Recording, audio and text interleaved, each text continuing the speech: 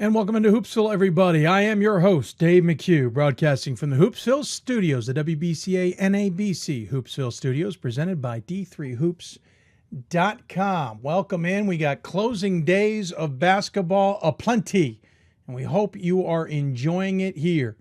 If you've got questions for us, join us at D3Hoopsville or hashtag Hoopsville. Email us hoopsville at D3Hoops.com. Join us on Facebook, Facebook.com/Hoopsville. We're on Instagram, though today we fell short of that. We apologize. But join us nonetheless on Instagram at D3Hoopsville. A ton to talk about today, a ton to look at today. We are getting you ready for the NCAA Tournament. At least that is our hopes. We hope you, if you've got questions, let us know. We can talk about the new top 25. On the men's side, tighten up just a wee bit. A couple bids thanks to Augustana's near miss against, or I guess it wasn't a miss, but made it against Wheaton. Wheaton's another near miss for Wheaton. Lost a couple first place votes that went to Benedictine, closed the gap to within points. Interestingly enough, it basically means those who are voting for Benedictine number 1 do not have Augustana number 2. It shows you the gap there. It's very interesting. On the women's side, it's the status quo. It hasn't changed, and why would it at this point in time? But certainly plenty to talk about, and we hope you're enjoying it nonetheless. If you got questions, again, tweet us at D3Hoopsville, hashtag Hoopsville, email us hoopsville at D3Hoops.com, join us on Facebook at Facebook.com/Hoopsville, etc. We will try and answer your questions. We are going to get a ton into today's show and not add too much extra time. We will certainly go into overtime, go about 2.5 hours with this one. But we have a total of 7 guests lined up for this one. We will talk to Ohio Northern women's basketball, DeSales women's basketball, Husson, Lancaster Bible, North Central men's basketball, along with the winner of the CAC game between Salisbury and Mary Washington. Try something new tonight, a live interview post-game with the winning coach. The winner goes on to the championship in the CAC and will take on either probably Christopher Newport or whoever. If Christopher Newport were to stumble, obviously that would change. And then we're going to get a breakdown of the SOS. Listen, the strength of schedule in the NCAA is a very difficult piece of thing to understand. We're not going to go inside baseball, inside politics on you, but we're going to let you understand the significance, maybe why the SOS is also overplayed, etc., and how it really kind of becomes what it is out there for you. Matt Snyder, our numbers guru, will join us regarding that. That's all ahead here on the show, plus your questions. We know there are plenty. My phone has been ringing off a hook, even my email ringing off the hook today regarding what's going on are we safe? Are we not safe? Should be regionally ranked. Of course, the third regional rankings came out this week. I don't think there were a ton of surprises. I want to remind all of you that the Wednesday regional rankings were through Sunday's games, so tournament results were not a part of that. But there's certainly some things that are now developing in plot stories and stuff like that that we'll be talking about Sunday that have already developed. For example, in the Atlantic region on the men's side, pretty much everybody lost. New Jersey City, number 1 in the regional rankings, lost. Stockton, number 2, won. DeSales, number 3, lost. Brooklyn, number 4, won. Lehman, number 5, lost. Stockton, number 6, Staten Island, number 6, lost. I think. I got to get back to that Staten Island one. They put themselves in a boat here that the Atlantic may not get any bids despite what has been some pretty good basketball, despite what we've talked about all season of the CUNYAC being a pretty darn good conference this season. The top of the NJAC has been exciting. They may not get extra bids outside of the AQ this year. It's just mind-blowing when it comes to that. Central region, no real surprises here, except I think North Central has locked themselves into the tournament. We will talk to North Central's Todd Raran coming up, though I think Elmhurst has now put themselves in some trouble. They are 5, I think arguably battling with Chicago now for 5-6, with Aurora and Carroll behind them. Elmhurst loses, especially maybe tomorrow to North Central. They may have played themselves out of the NCAA tournament, and this was a team with high expectations. And we've been talking about Chicago for the last few weeks, probably played themselves out of the tournament. Their numbers aren't that bad. They still may get to the table. If they get ahead of Elmhurst, they've got a good chance. Need to beat Wash U this weekend to pull that off. On the East, Plattsburgh's number 1, Rochester's 2. NYU was moved into 3rd. Surprisingly there, from what I was told, the National Committee made that move ahead of St. John Fisher. Their SOS is now above 500 at a 514, thanks to picking up timely wins. Their losses aren't helping them, but their wins certainly are. We'll take a look at some of that. Great Lakes, no big surprise. I know there's condemnation in the MIA that Hope isn't ahead of John Carroll or Ohio Wesleyan, who both have 3 losses to Hope's 1. The problem is Hope's SOS is doing nothing to help them. Same on the women's side. Not helping them. We go through this conversation almost every year with a team out of the MIAA. I understand why Hope and Calvin play the Cornerstones and the Aquinas of the world. But when you do that, when you sacrifice games to your SOS and sacrifice games to your overall resume, in other words, they don't really count, you put yourself in a situation that you're going to hurt yourself regionally ranked wise. Hope is 21-1 in the eyes of the NCAA versus 23-2 overall. That is 3 games off their resume. That is 3 games not in the SOS. That is 3 games not chance of regionally ranked opponents. That's 3 games that cannot be looked at unless we go so far into the details of secondary criteria that the committee needs to. And then only is that going to really matter is if who they playing or who they're up against at the table also happen to play Cornerstone, Aquinas, and others. And we know that's not going to be the case. So I hate to say it, but Hope's got to do a little bit more in the out of region. And don't get me wrong, they also got hurt a little bit. Stevens Point isn't the same team they expected. Eau Claire certainly ended up being a pretty good squad, but not nearly to the level of Stevens Point and Whitewater in the past. Hope certainly tried. I'm not trying to knock them here, but this is that situation where 3 games getting taken off your resume. It's just the cards that are being laid out there. Mid-Atlantic, Christopher Newport, Susquehanna, Salisbury, Catholic, Scranton, Franklin, and Marshall. No surprise there. Of course, those on the landmark board think I hate Scranton. And so when I said they're sitting 5th, lost in the semifinals of the landmark conference, that they're in trouble, I hate Scranton. No, they're in trouble. I went through their resume more. I go through Scranton's resume more every year because I get called out for hating them than I can ever imagine. It's just like when I don't like Catholic one year, I end up knowing Catholic's schedule way too well. I know the Mid-Atlantic way too well. It's a problem. Scranton's in trouble. They are 18-7 in the eyes of the NCAA. Ugh, not good. Northeast, no surprise here except Johnson Wales up to 6. That's a good sign for them. May allow them to get an at-large bid. Should they take an upset in the AMCC, it would be their 3rd loss. The question is, Eastern Connecticut also in a danger area of whether they get an at-large bid. I can't imagine MIT would. I can't imagine Middlebury. Those are all teams behind Johnson and Wales.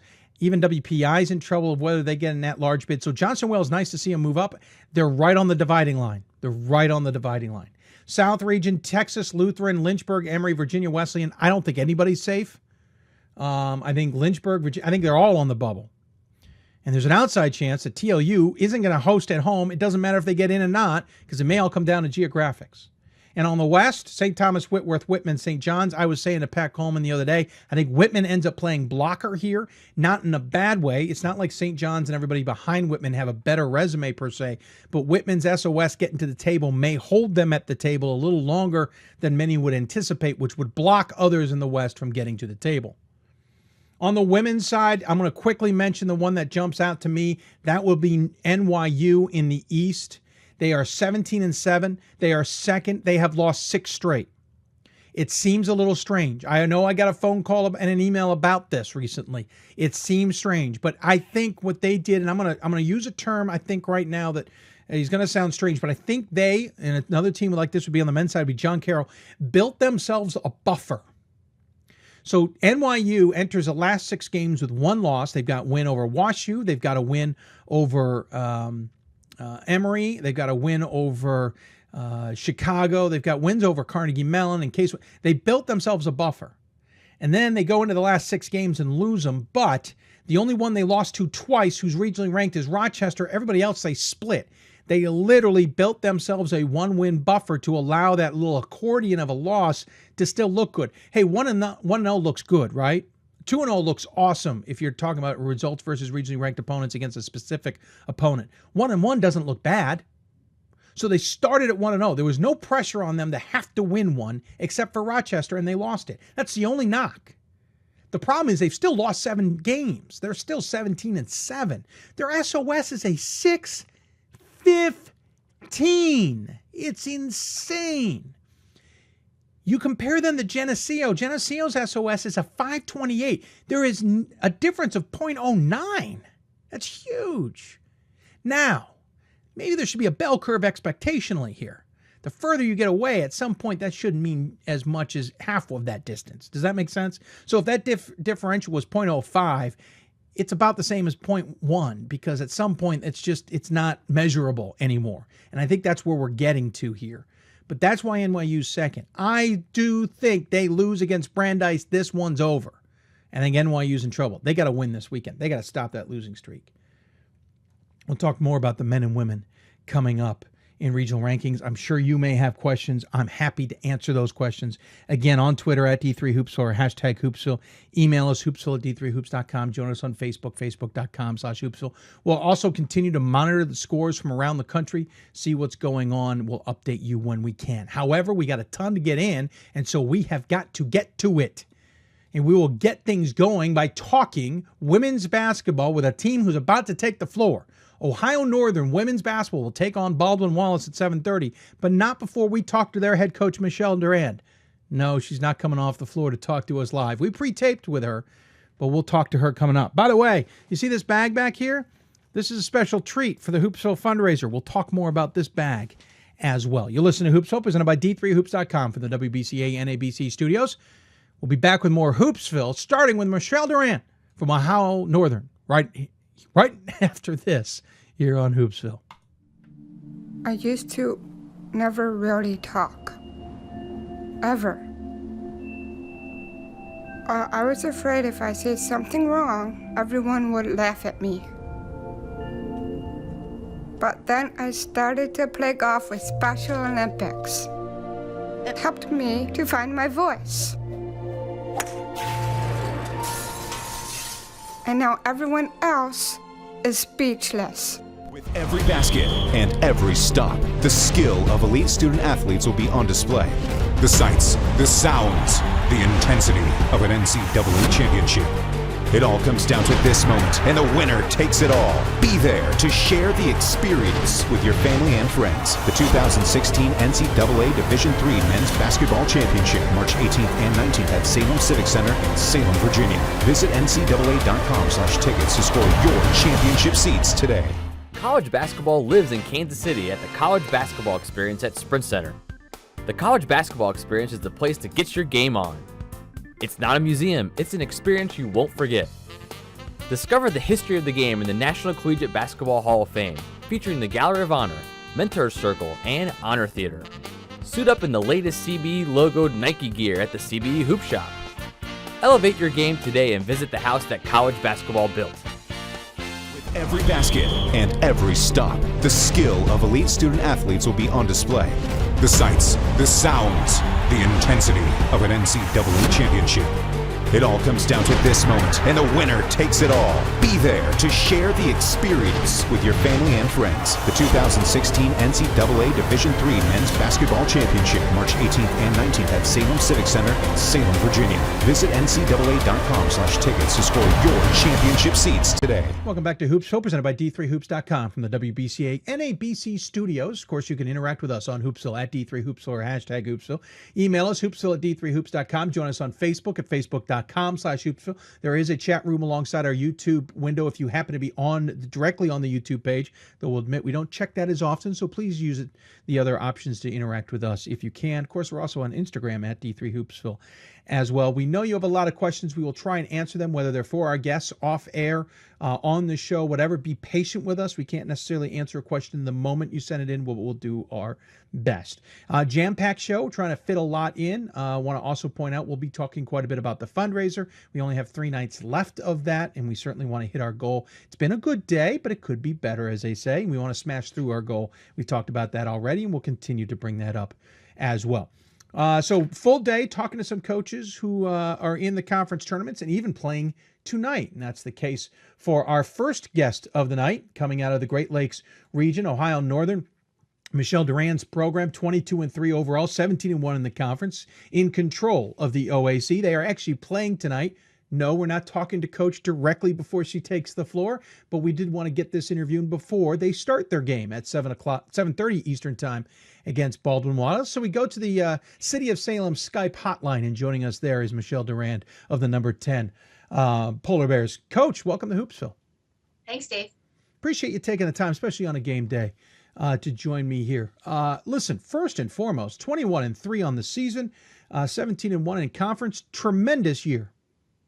Yeah, we're really proud of what we've accomplished so far, but the year's not over yet, hopefully. This is true. Of course, 20-win seasons in the last 5 years, nothing uncommon. 20-6 last year, 23-6 the year before that, 27-2, 21-6 back in 2012. You guys are certainly familiar now with this 20-win plateau. The program's come a long ways since the late 80s when it kind of disappeared from the national landscape. You've got to be thrilled with the consistency you've developed in the last 5 seasons. Yeah, I'm really happy with our progress, and we've had some outstanding student athletes come to Ohio Northern that's helped us turn things around. Top of the conference, as we mentioned, you beat out Capital by 5 games. This wasn't even a contest by the end. Did you expect to have such a great year and dominate the OAC like you did? I was hoping we would have a great year. I never expected we would dominate the OAC. Even though we won by 5 games, it really is a super competitive conference. I think one of the best in the country, and we just happened to, I guess, play a little bit better during those games this year, but never would have expected that, no. We should point out Capital actually was tied with Mount Union. They're the other ones playing in the semifinal. Of course, last year you guys won the conference, but John Carroll was nipping at your heels. Baldwin Wallace was a little bit closer as well. The year before that, John Carroll had won the conference. You guys had finished tied for third, really, behind them. I should say Baldwin Wallace was also on top of that conference. So you control everything here. Obviously, the semifinals, and should you win championship, have to come through your gym. That's certainly a nice advantage this time of year, to not have to travel, to not leave Ada, to have to come through the sports center. But how much is it also one of those where you lose focus maybe because you don't have that time on the bus to kind of get ready for a game? I don't know. We really like to play home in Ada. It's good for us. So I think it's been a real positive, actually, not to have to get on the bus, especially today. It's snowing a lot here, and so we're better off being at home. So I don't think it's been a distraction at all for us to play at home. I think it's a definite advantage for us. Certainly, and that's why home court advantage is always a good thing. This season, you've lost 1 in conference. It was to Capital, who's a darn good team, 58-45. That was back late January. You've been on a tear since then, and you were on a tear before that. The previous loss was to Thomas More, and by a respectable, considering them, 14 points. What has been the key the last 2/3 of this season that has allowed you guys to kind of, again, walk away from the conference and really have such a great season? I think it's been our defense. I think, we try to come every night to play defense. We think that wins games, and then our rebounding. I think both those things travel well. And I think if you play defense night in and night out and you rebound the ball, you have a great chance in every game you play.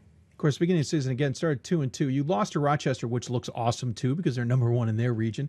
Thomas More looks, again, respectable loss there. But what did you guys learn from those games? You had a pretty challenging out-of-conference. What did you guys learn from those 2 games in particular that you may still be using to this day?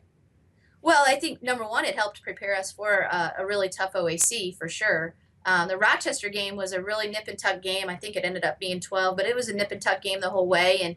And actually, the Thomas More game, we led that game at halftime, and we're real close into the third quarter. Now, they didn't have Sydney Moss, so that was a big difference, I think, for them. But both those games, I think, gave us a little confidence in that we could perform on a big stage. Out of their out-of-conference games, certainly around that point, you beat a good center squad that was at Thomas More as well. You beat Defiance earlier this season, beat St. Vincent.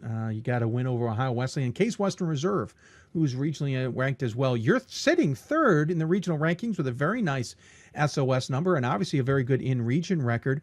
Do you feel comfortable, and I know I hate asking this of coaches because I don't know what they really want to say, but do you feel comfortable that no matter what happens this weekend, you guys are probably going to march on to the NCAA tournament anyway? I got to be honest, Dave, I don't feel comfortable at all. I don't. I think we have to win at least for sure tonight. I don't know about Saturday, but I think we have to win tonight. I think our region is extremely strong, and I've been left out before. We have been, I should say, and so we're not taking anything for granted. I think we have to win tonight. Another factor, too, is you kind of closed the gap with Hope just a little bit, thanks to their loss against Calvin this past weekend. Furthermore, should they lose and you continue winning, there's an argument that the resumes start to even off a little bit, and there's a chance that you might slot into the second spot, which would mean hosting the opening weekend potentially. Obviously, this is more conjecture than anything, but how important would it be to make sure you get a couple wins to just position yourself accordingly? Well, super important. Like I said, I think we need to win just to get in. Hosting would be an added benefit for sure.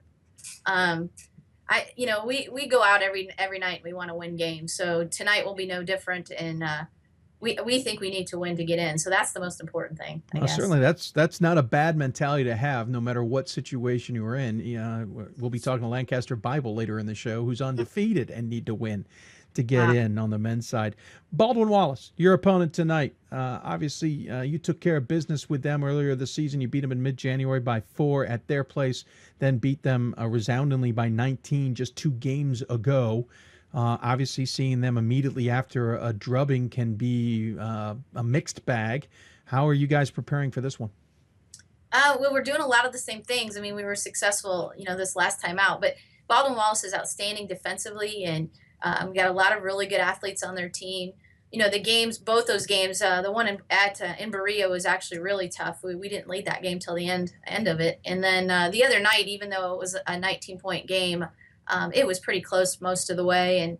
And so we're certainly not taking them for granted. We've got to come out and play our best basketball tonight to be able to win. And beating a team 3 times is really, really difficult, as you probably know. Yeah, especially the team that's at the top of the conference, like Baldwin Wallace has been the last few years.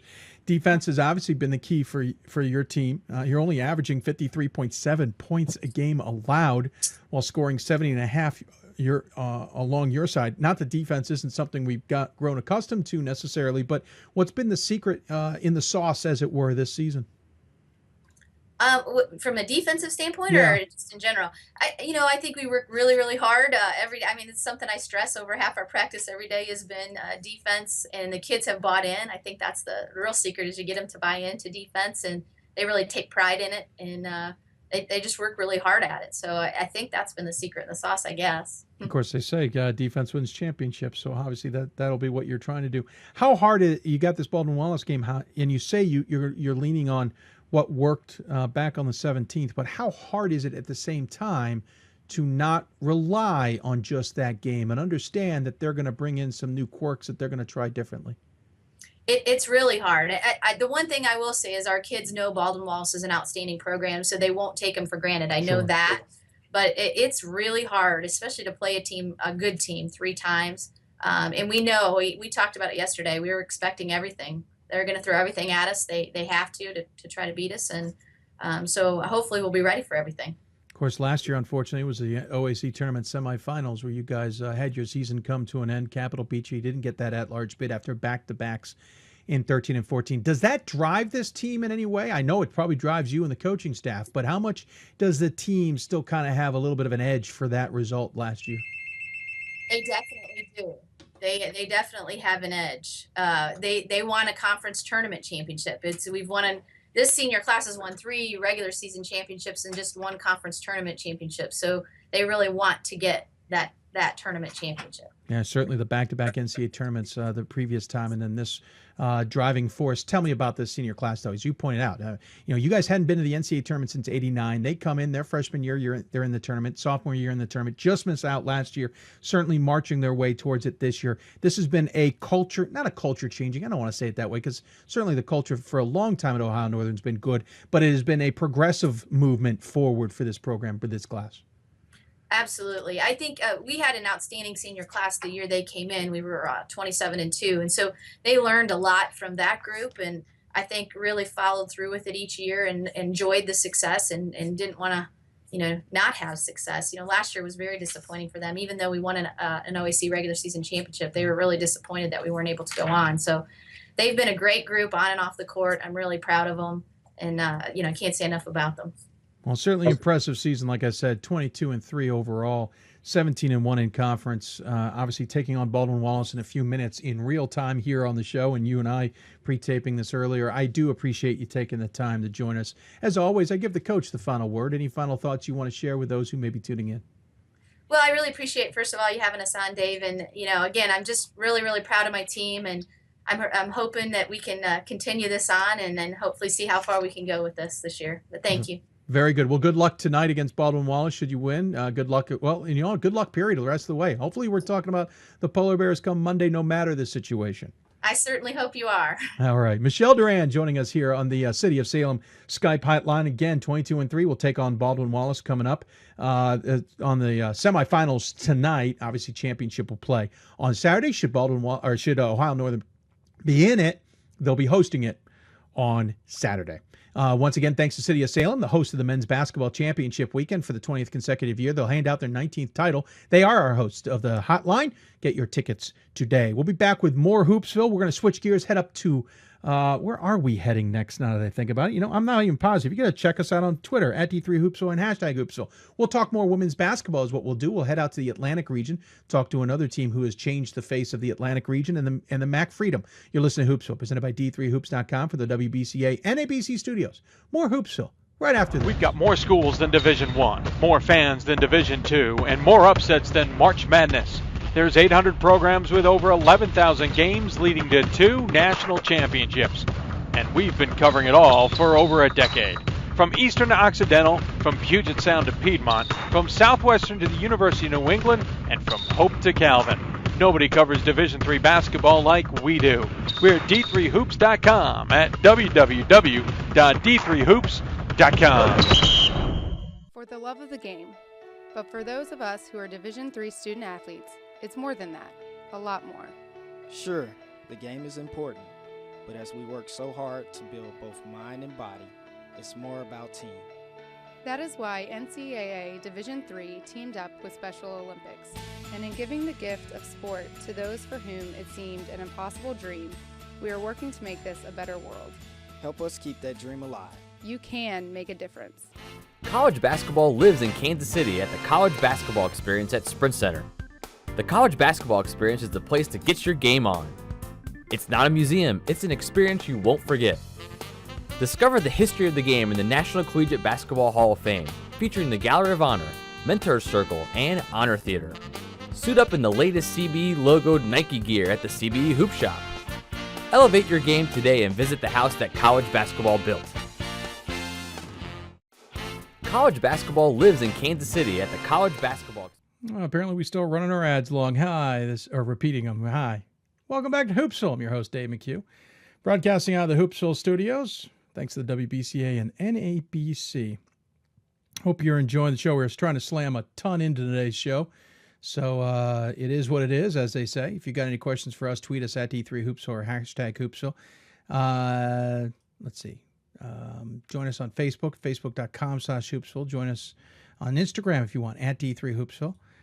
Lots of options to interact with us. You even have the chat room in the YouTube page, but to be honest with you, that is one that is hard to maintain, but we do have it. We'll try and keep an eye out on it nonetheless. Thanks for tuning in.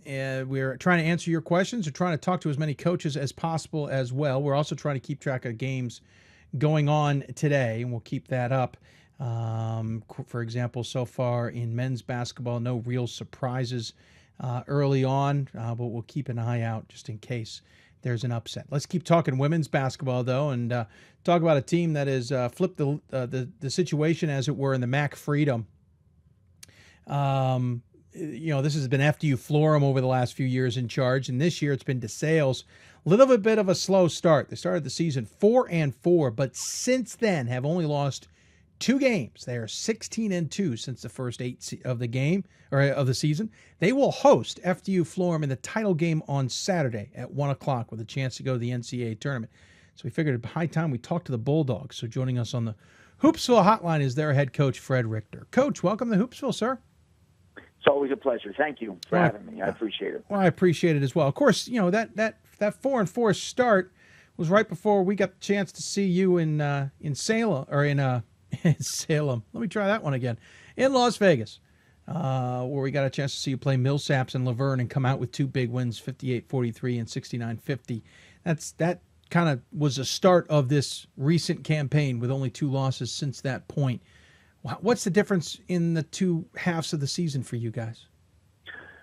Some of it had to do with the fact that we started 3 freshmen at the guard position, and they certainly have matured. One, unfortunately, is hurt out for the rest of the season, but the other 2 are doing quite well. And second part would be the fact that our schedule was beyond tough to start the season. We played Scranton in our own tip-off final.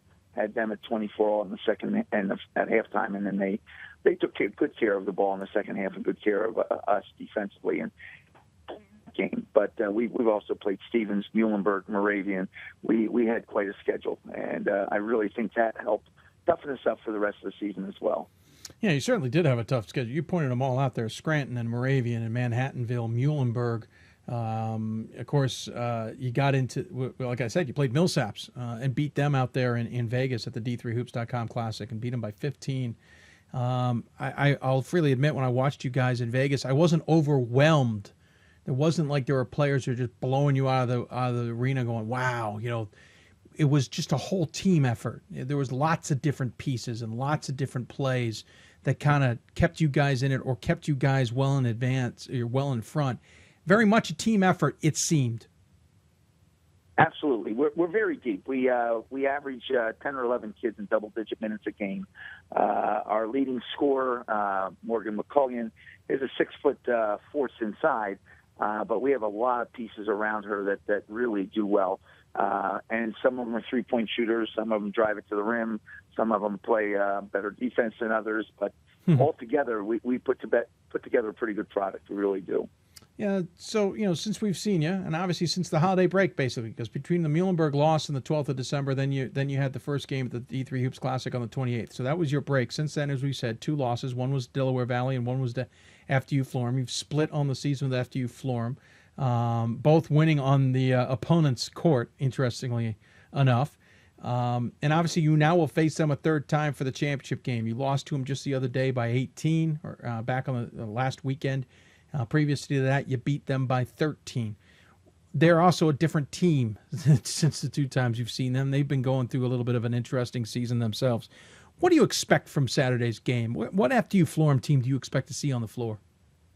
Well, they're very talented at 3 positions for sure, and it's not like they're mincemeat at the other positions. But Shalette Brown is a heck of a player at our level and very, very difficult to deal with in our situation, in that we're not that big and strong at the 4 spot, but we will challenge as we did at their place. We probably played our best game of the year in early January there, and actually won by 23 and was never in question. We just took off and went. And the game most recently at our place, they pretty much did the same thing to us. They got started and took off and went with it as well. So in many ways, both teams have changed a lot since the games, and it'll be a very interesting game. We mirror each other very closely statistically, averaging a little over 70 points a game and giving up 58 points a game. We have exactly the same record overall. Just like I said, it should be a very, very interesting game. How important is it that this one's at Bellera Hall? You guys are getting them out of their place where they have dominated the last few years, obviously on their way to a national championship along the way at one point. How important, though, is it that you're going to make them have to play in your gym? And it is one of those quintessential Division III small little gyms. How important is it that it's at your place? Well, I'm not sure. We're the only team to beat them at their gym this year, Right? And we lost them at our gym. We didn't shoot well in our own facility, which was disappointing, obviously. And they did shoot pretty well. So the home court advantage is nice. We don't travel; they do. We played at home as they did on Wednesday. We both have a pretty good run going. Like I said, I'm not sure it's going to make a big difference. Both teams are probably more pumped and more prepared than they are worried about the location of the game. By the way, you barely got into this game. Let's point out the fact you needed a buzzer beater, something I meant to show before this segment started, to get into the game. And talk about great passing. Well done.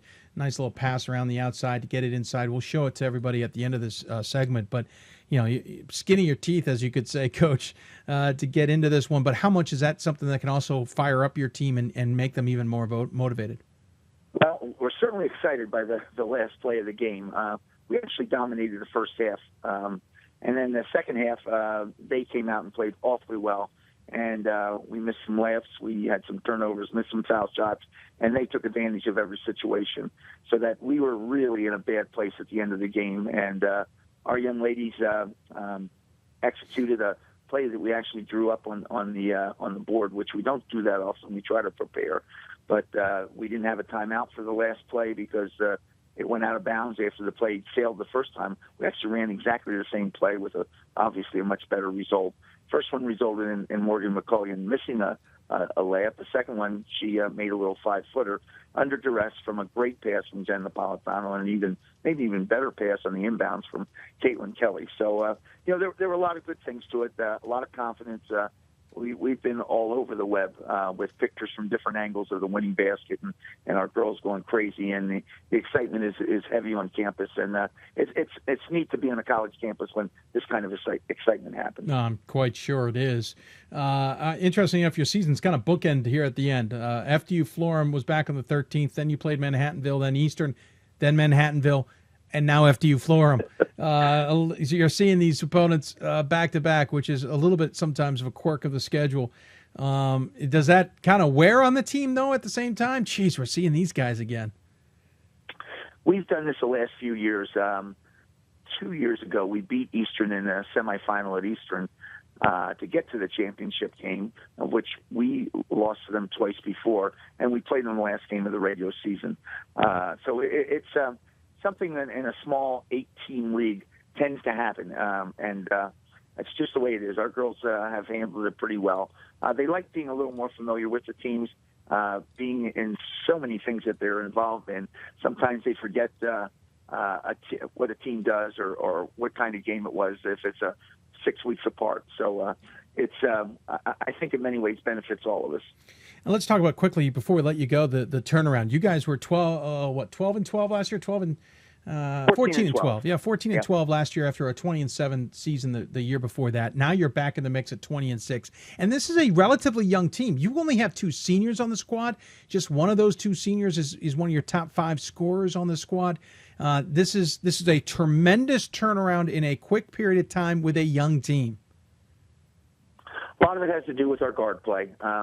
We have 2 freshmen that are playing the guard spots for us that I like to call them combination guards because they can both bring it up, they can both score it, they can both drive it, they both defend. It doesn't matter which one has the ball to initiate offense or the fast break. And we handle pretty well with them in charge.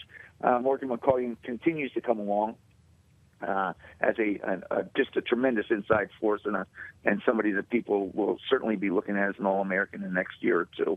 And then we also have Jen Napolitano, who has just made second-team All-Conference, started her first game in the 7th or 8th game of her senior year, has just come on phenomenally. Her best big game so far this year was the first time we beat FDU. She lit them up for 22 or 23, a number of threes, and just really played awfully well. So it's been a nice mix. It's quite a change in style. We're able to play much better defense, especially man-to-man. We've been a little more exciting and a little more fast-breaking. We're average 9 points more a game this year than last year. So we're a little more up-tempo. We're actually much more fun to watch as well. You're sitting 4th in the regional rankings. FDU Florham sitting 5th in the regional rankings. What does your gut tell you about an at-large opportunity, if that is what's needed to get into the NCAA tournament? I think we're both in bad shape if we don't win on Saturday, to be perfectly frank. The top 3 teams in the region are all from the New Jersey Athletic Conference, and they're the ones that are going to get a second bid out of all of this, I would imagine. So it sort of puts us on the back burner. You throw a couple upsets into some other regions, and it puts us further back. I think both of us, Mark and I, both look at this game as a must-win if we want to go to the tournament. I was going to say, on top of that, how do you explain? Do you have to explain that to the team? No, we don't go there. We talk about what it takes to win a 40-minute game on Saturday. I figured as much, but I thought I'd ask anyway. Coach, appreciate you taking the time to join us here. Talk about your Bulldogs. Certainly an impressive season, and like I said, in a really impressive second 2/3 of the campaign to get to where you guys are. Really glad to hear that you'll be, or not glad to hear. I'm just thrilled to see a championship game going to be at DeSales yet again, and looking forward to seeing how it all plays out. As always, though, we give the coach the final word. Any final thoughts you'd like to share with those who may be tuning in? Sure. I have a couple grandsons that are the SID sons, and my 2 of my grandsons I really enjoy, and Parker as the oldest of the 2, and his younger brother Beckett have been to all the games. In fact, Parker was the first one on the floor on the winning basket on Wednesday night. It's a lot of fun to have them, the 3 Searfoss boys along, and the 2 Richter kids when they come in from New Jersey. It's having 7 of my grandkids there for some of the home games is a highlight for this young guy. Well, good, Coach. Congratulations. Thank you so much for joining us. Good luck the rest of the way, and hopefully we're talking about the Bulldogs on Monday. Sounds good. Awesome. Sounds good. Take care, Coach. Fred Richter. Thank you. Absolutely. Fred Richter joining us from DeSales again. MAC Freedom regular season title. They are trying to win their first conference title, FDU Florham, in a while. FDU Florham obviously has been the big juggernaut. Those 2 teams face off Saturday. Big game, to say the least. When we come back, we're going to go jump into some men's basketball. Going to go up the East Coast to Bangor, Maine, talk Husson basketball. What are the Eagles up to? Can they make the tournament in what has been just a wacky, not necessarily on the basketball court, NAC this season? You're listening to Hoopsville, presented by D3Hoops.com for the WBCA NABC studio. We should point out, of course, that's the Coach Richter joining us on the City of Salem hotline. Sorry, trying to get all my thoughts in one sentence.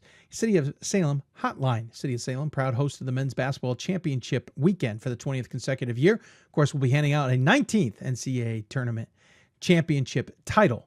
Get your tickets today and join us in the Roanoke Valley. We'll be back with more Hoopsville. I think we'll do it right after this. For the love of the game. That's what it's all about, they say. But for those of us who are Division III student athletes, it's more than that. It's more about team and the schools and communities we represent. And for the many of us blessed with the strength to compete in sport at the college level, we understand that with what we were given comes a special obligation. Our obligation to help those who have their own special needs and whose love for the game is no less intense.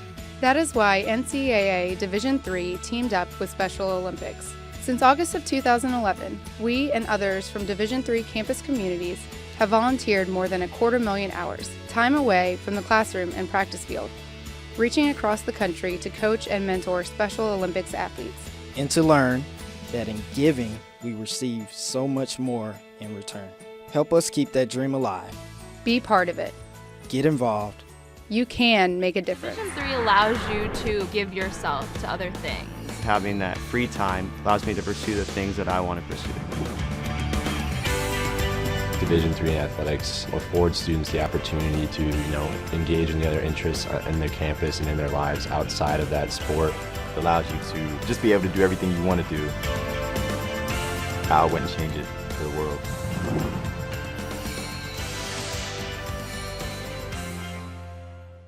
College basketball lives in Kansas City at the College Basketball Experience at Sprint Center. The College Basketball Experience is the place to get your game on. It's not a museum, it's an experience you won't forget. Discover the history of the game in the National Collegiate Basketball Hall of Fame, featuring the Gallery of Honor, Mentors Circle, and Honor Theater. Suit up in the latest CBE logoed Nike gear at the CBE Hoop Shop. Elevate your game today and visit the house that college basketball built.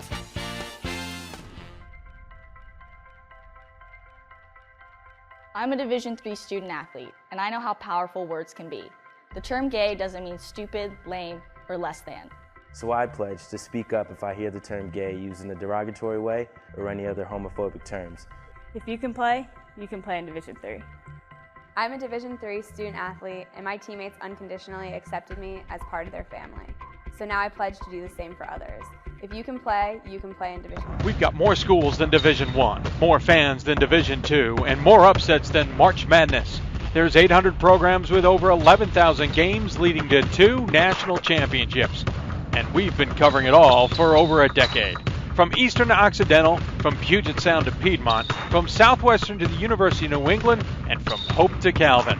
Nobody covers Division III basketball like we do. We're at d3hoops.com at www.d3hoops.com. And welcome back to Hoopsville, everybody. Presented by d3hoops.com from the WBCA NABC studio. If you got questions for us, tweet us at d3hoops and I was hashtag afraid Hoopsville. if I said something wrong, everyone would laugh at me. But then I started to play golf with Special Olympics. It helped me to find... Sorry about that. Started a commercial break a little too soon. We'll try that again. Welcome back to Hoopsville. I'm your host, Dave McHugh from the WBCA NABC studios. Hoopsville, presented by d3hoops.com. Hope you're enjoying the show. Clearly, the one-man band here is getting a little bit worn out. We'll try and make sure we don't do that again. If you got questions for us, tweet us at D3Hoopsville or hashtag Hoopsville.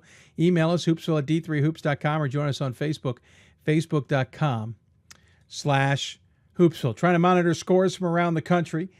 So far, nothing jumping out at me that is blowing me away in the sense of upsets. Obviously, there's a lot of tournaments going on. Of course, the women in the Old Dominion Athletic Conference got going today. Lynchburg had an easy win over Virginia Wesleyan. Eastern Mennonite's run is over. Washington Lee defeated them. You'll say goodbye to a tremendous player in Jess Reinheimer for Eastern Mennonite. A tremendously good player. She brings her career to an end, most likely, but a good win nonetheless. Guilford beat Randolph-Macon. No surprise there. Bridgewater and Emory and Henry are just getting going. Other basketball taking place today around the country still. Again, not a lot of surprises. We had some yesterday, and we've talked about them already. I'm sure there'll be more maybe throughout the night. And of course, this weekend.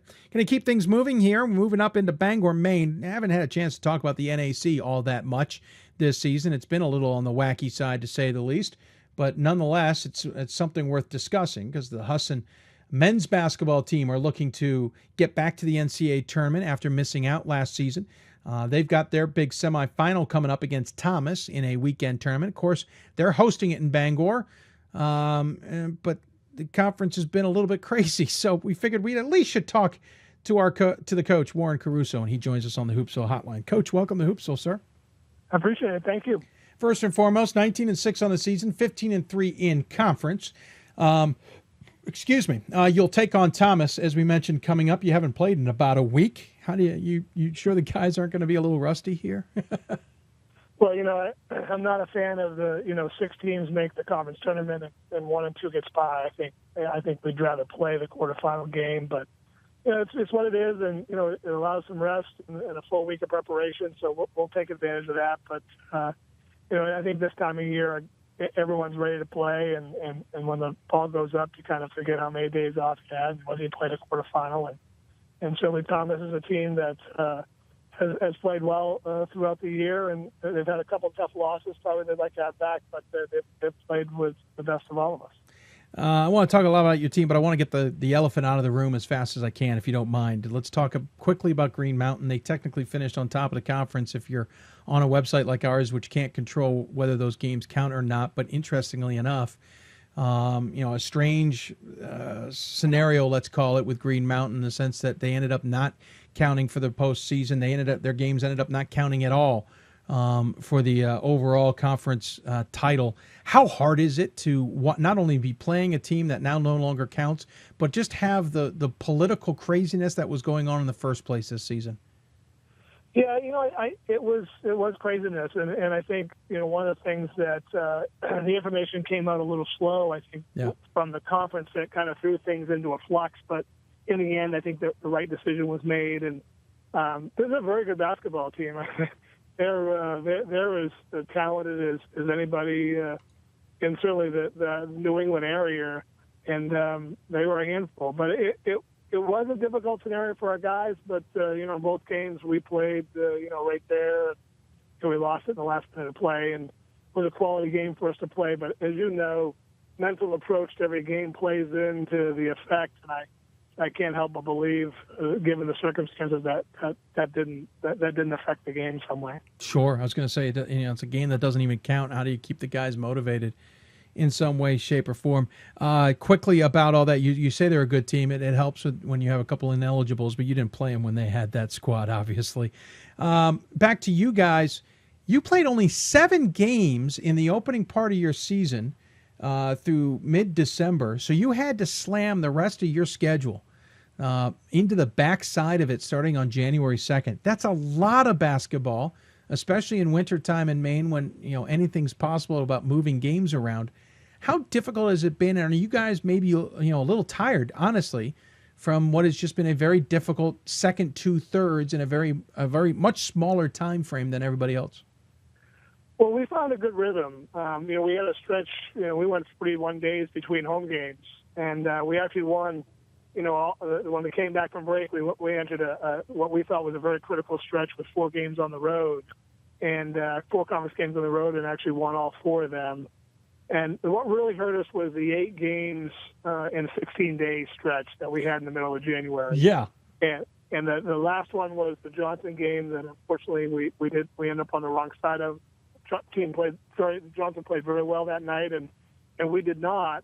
But really, after that, we found a good rhythm, and we had just the weekend games the following, and then we followed up with just the Wednesday and Saturday. So I think we found our legs back, and I'm a believer that in the second semester, guys want to play. I mean, at this point, practice is, trying to keep fresh and tweaking, and we found a good rhythm, and our guys responded well. Again, that 8 games in 16 days, we'd like to look at that a little bit.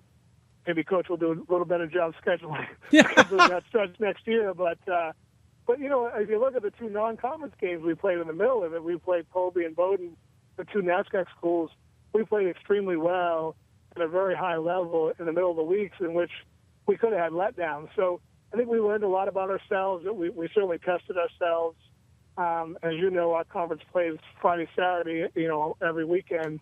And so, playing multiple games in the week, I think caught up to us in that stretch. But for the whole, our guys handled it very well. Interesting enough, I mean, you look at your schedule, it's a lot of Maine teams, certainly a bunch of New England teams as well. It's not necessarily a schedule that's built for an at-large opportunity. I think it's kind of, you guys probably know the situation you're in the NAC. It's probably a one-bid only type of league.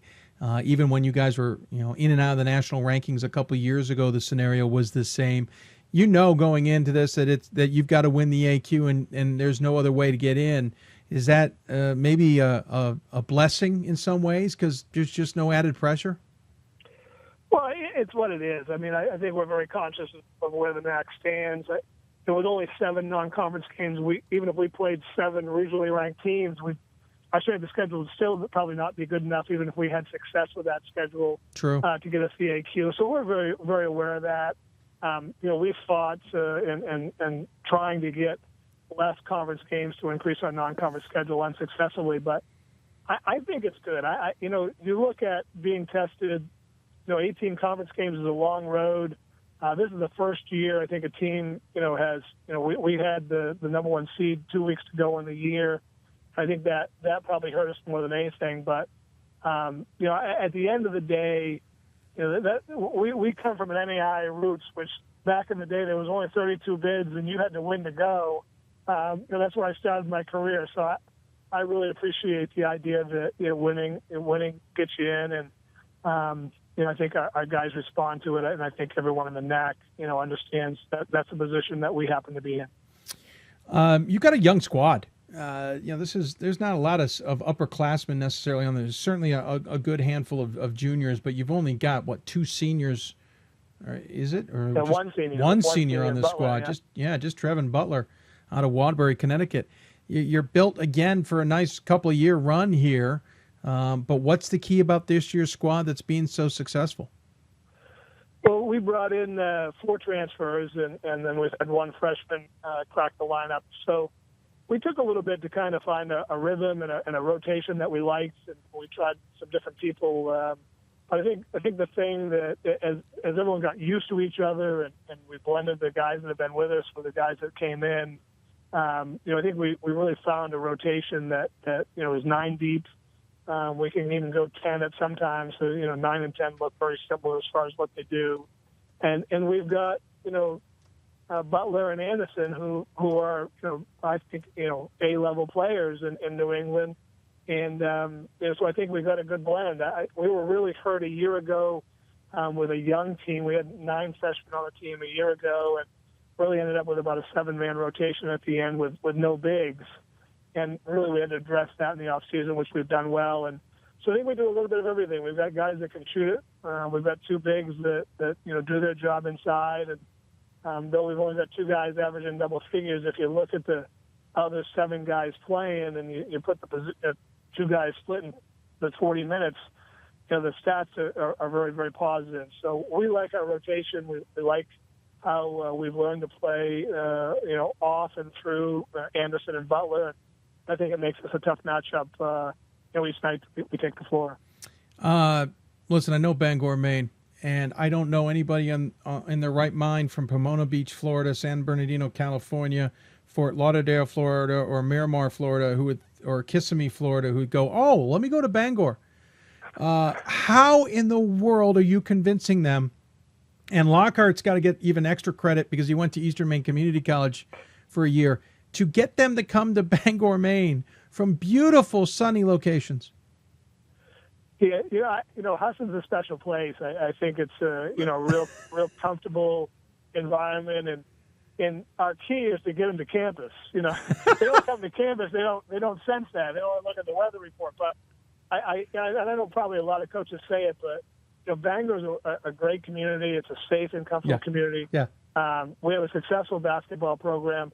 And, I got to tell you, look at the Anderson, Raheem Anderson, he was not heavily recruited out of Florida, and he's a very good Division III basketball player. So we've been fortunate to find some guys from different places that, maybe weren't being overly recruited, and we were at the right place at the right time, and it's been a good fit for our program, and we found success.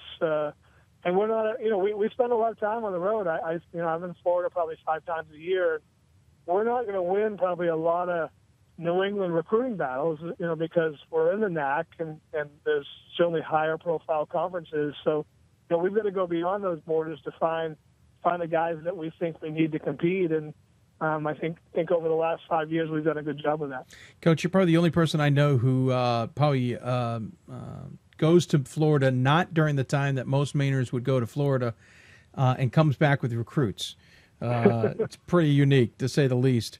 Before I let you go, got Thomas coming up, obviously, and then a championship game possibly after that. But what is it about Thomas you guys think you can I don't want you to give your game plan away, so to forgive the question, but what do you think you're going to see from Thomas that you need to adjust to, and what do you think you can bring to the table against him? Well, Thomas has 2 very good offensive players, Levi Barnes and Simon. Both one's averaging 16, the other one's averaging 21. And Levi's a senior that's hungry to have this next level of success. It's really got to be conscious of him and making sure that he doesn't control the game on their offense on the floor. And defensively, they do a nice job mixing some defenses between man-to-man and some full court pressure and a couple different zones. And, recognizing those, keeping our floor balance, and then making sure we get the ball in Butler and Anderson's hands to make sure we have success on the offensive end, I think, are the keys. And as you know, this time of year, you're going to play with a higher level of intensity, but yet find that comfort level of performing, when your season's on the line. And we're confident our guys will be ready to go this weekend. Very good. Well, Coach, I appreciate you taking time to talk to us about your squad and the upcoming conference tournament. Obviously, big game with Thomas coming up tomorrow before the championship game. As always, we give the coach the final word. Any final thoughts you want to share with those who may be tuning in? Well, I think Division III, we're hosting both the men and women, and been really promoting the idea of getting out to see Division III games. And I'm speaking to the choir, but some great basketball played at this level, and some guys that are really skilled, and particularly the ability to shoot the ball, and games usually played with a lot of pace. So we look forward to a great weekend, and I know all over the country, there's a lot of Division III games in those home sites, and really encourage people to get out and see it and experience, because it's a special brand of basketball. Coach, I'm a choir that doesn't mind being preached to a few extra times. I agree with you entirely, and I don't mind hearing it more and more. So, good luck. Appreciate all that you do to promote it, and thanks for having us on, and we always appreciate that. Thank you, Coach. Good luck the rest of the way, and we'll be looking forward to seeing how it all plays out. Hopefully, we're talking about Husson on Monday. Great. Thank you very much. Take care. Warren Caruso joining us from Husson. Again, team is 19-6 overall, 15-3 in the conference. They are the top dog in the conference, despite what you might read otherwise. Green Mountain not taking part, not eligible. Those games against them did not count towards the conference race. So I should say 15-3. It's really 14-2. But they will host Thomas. It doesn't matter. In the semifinals, the championship again on Saturday, all in Bangor, Maine. Good luck to Husson. We'll see how it all plays out. Going to take another break. When we come back, we got plenty more ahead. We're going to talk Lancaster Bible about why an undefeated season is the only way they're going to make the NCAA tournament. We'll talk to North Central, whose scenario has played out a little bit differently this year, why they're in better position to make the NCAA tournament, even if it has to be an at-large. Then we'll answer some of your questions. We still will talk to the winner of the CAC men's semifinal. Something new on the show. We'll talk to Salisbury or Mary Washington. We don't know who yet. We'll keep an eye on that. Last check. Sorry, I had a score for you and then misplaced it. Bear with me. Last check, Salisbury was in the lead. Of course, the game's being played at Salisbury. Salisbury leads 44-39. They are in the second half. That was the score. They are not. That's not the score now. It's the score I got last. And then we will talk SOS. What is the SOS? Why is it considered so important? Maybe why is it relied on too much? We'll talk to our numbers guru, Matt Snyder, about the SOS coming up. You're listening to Hoopsville, presented by D3Hoops.com for the WBCA NABC studios. Coach Caruso and all our guests, brought to you by the City of Salem Hotline. City of Salem hosting the men's Division III championship weekend for the 20th consecutive season in the Roanoke Valley. Come down and watch them hand out the 19th NCAA men's basketball championship in just a few weeks. We'll be there. Join us. Get your tickets today. More Hoopsville right after this. I used to never really talk. Ever. I was afraid if I said something wrong, everyone would laugh at me. But then I started to play golf with Special Olympics. It helped me to find my voice. And now everyone else is speechless. With every basket and every stop, the skill of elite student athletes will be on display. The sights, the sounds, the intensity of an NCAA championship. It all comes down to this moment, and the winner takes it all. Be there to share the experience with your family and friends. The 2016 NCAA Division III Men's Basketball Championship, March 18th and 19th at Salem Civic Center in Salem, Virginia. Visit ncaa.com/tickets to score your championship seats today. College basketball lives in Kansas City at the College Basketball Experience at Sprint Center. The College Basketball Experience is the place to get your game on. It's not a museum, it's an experience you won't forget. Discover the history of the game in the National Collegiate Basketball Hall of Fame, featuring the Gallery of Honor, Mentor Circle, and Honor Theater. Suit up in the latest CBE logoed Nike gear at the CBE Hoop Shop. Elevate your game today and visit the house that college basketball built. Every basket and every stop, the skill of elite student athletes will be on display. The sights, the sounds, the intensity of an NCAA championship. It all comes down to this moment, and the winner takes it all. Be there to share the experience with your family and friends. The 2016 NCAA Division III Men's Basketball Championship, March 18th and 19th at Salem Civic Center in Salem, Virginia. Visit ncaa.com/tickets to score your championship seats today. Welcome back to Hoopsville, everybody. Of course, it is a crazy Thursday show presented by D3Hoops.com from the WBCA NABC studio. I'm your host, Dave McHugh. We are in the closing days of the 2015-16 regular season. Already bubbles aplenty are popping as we take a look at who may be in or may be out of the NCAA tournament. If you have questions for us, and I'm sure there are questions, or you have questions maybe for our guests, tweet them at D3Hoopsville or hashtag Hoopsville. Email us, hoopsville@d3hoops.com. Join us on Facebook at facebook.com/Hoopsville. Also, don't forget the Hoopsville fundraising efforts. Please don't forget about those. Those are also in the closing days. Excuse me. As we get look to try and cover Division III better, we want to hit our goal and surpass our goal, as we've been talking all show long. Had lots of guests from around the country, kind of just threw it all into a mixer today. And as a result, a little tighter on these interviews, trying to keep things moving, trying to get some perspectives. One of those perspectives would be the story that everybody's maybe talking about on the men's side, and that's the fact that you might have to go undefeated to make the NCAA tournament. At least if you are Lancaster Bible, that is the situation. They are not regionally ranked. They are undefeated. They are hosting their conference tournament, and basically the message you can receive in all of that is if you don't win your conference tournament, if you do not go undefeated, you will not make the NCAA tournament.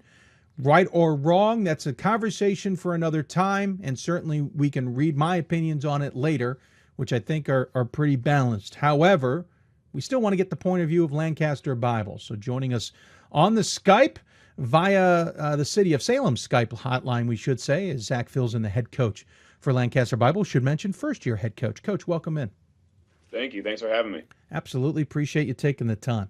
All right, let's. I mean, I put the cards on the table there. You're 25-0. You've got at least 2 more games to qualify for the NCAA tournament. You got to win the semis against SUNY IT. You're going to have to win the championship game. They're at your place. What's the mindset, at least from your point of view, heading into the weekend? I think the mindset is the same that it's been really all year. These guys have set the goal of winning the conference tournament championship. They've fallen short the last couple of years, so it's something that they've really been desiring and aiming for and working towards. And that's kind of where the mindset is. Put aside all the 25-0 and bubble talk or whatever. I mean, we know we have to win to get in, and that's kind of where the mindset is. Let's have a great weekend. Let's play well and see if we can get this thing done. So that's kind of where we're at, trying to put aside all the other distractions and just wipe the slate clean. We're 0-0 for this part of the year and see what we can do. That's the interesting thing is, obviously, you're a first year, but this team has missed out the last 2 years. They have been the favorite coming out of this conference the last couple of years and fallen short. Interesting enough in the conference title game and interesting enough on their own home floor to miss the NCAA tournament. The difference is they've already had losses on their resume in those years. This year they don't have any losses, so that's about the only difference. But you're right. At least the team has some motivation here that maybe, you guys aren't new to this equation necessarily.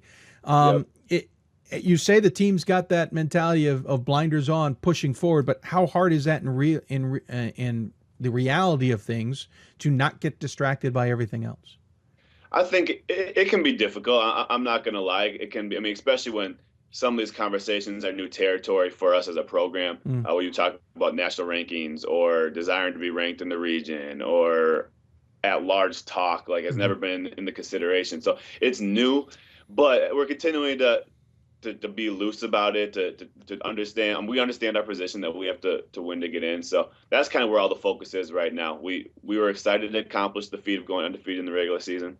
But now our mindset is let's wipe that clean. That's behind us. It's time to get focused and get ready to go for the weekend. Interestingly enough, in a situation like this where you have an SOS of a 422 and I look at the 7 games you can play out of conference, I turn to the coach and go, what were you thinking schedule-wise? You weren't in control of the schedule. You picked this all up in June. And granted, there's some teams on here that were misses. Messiah over the last few years has been pretty good, that this was a down year.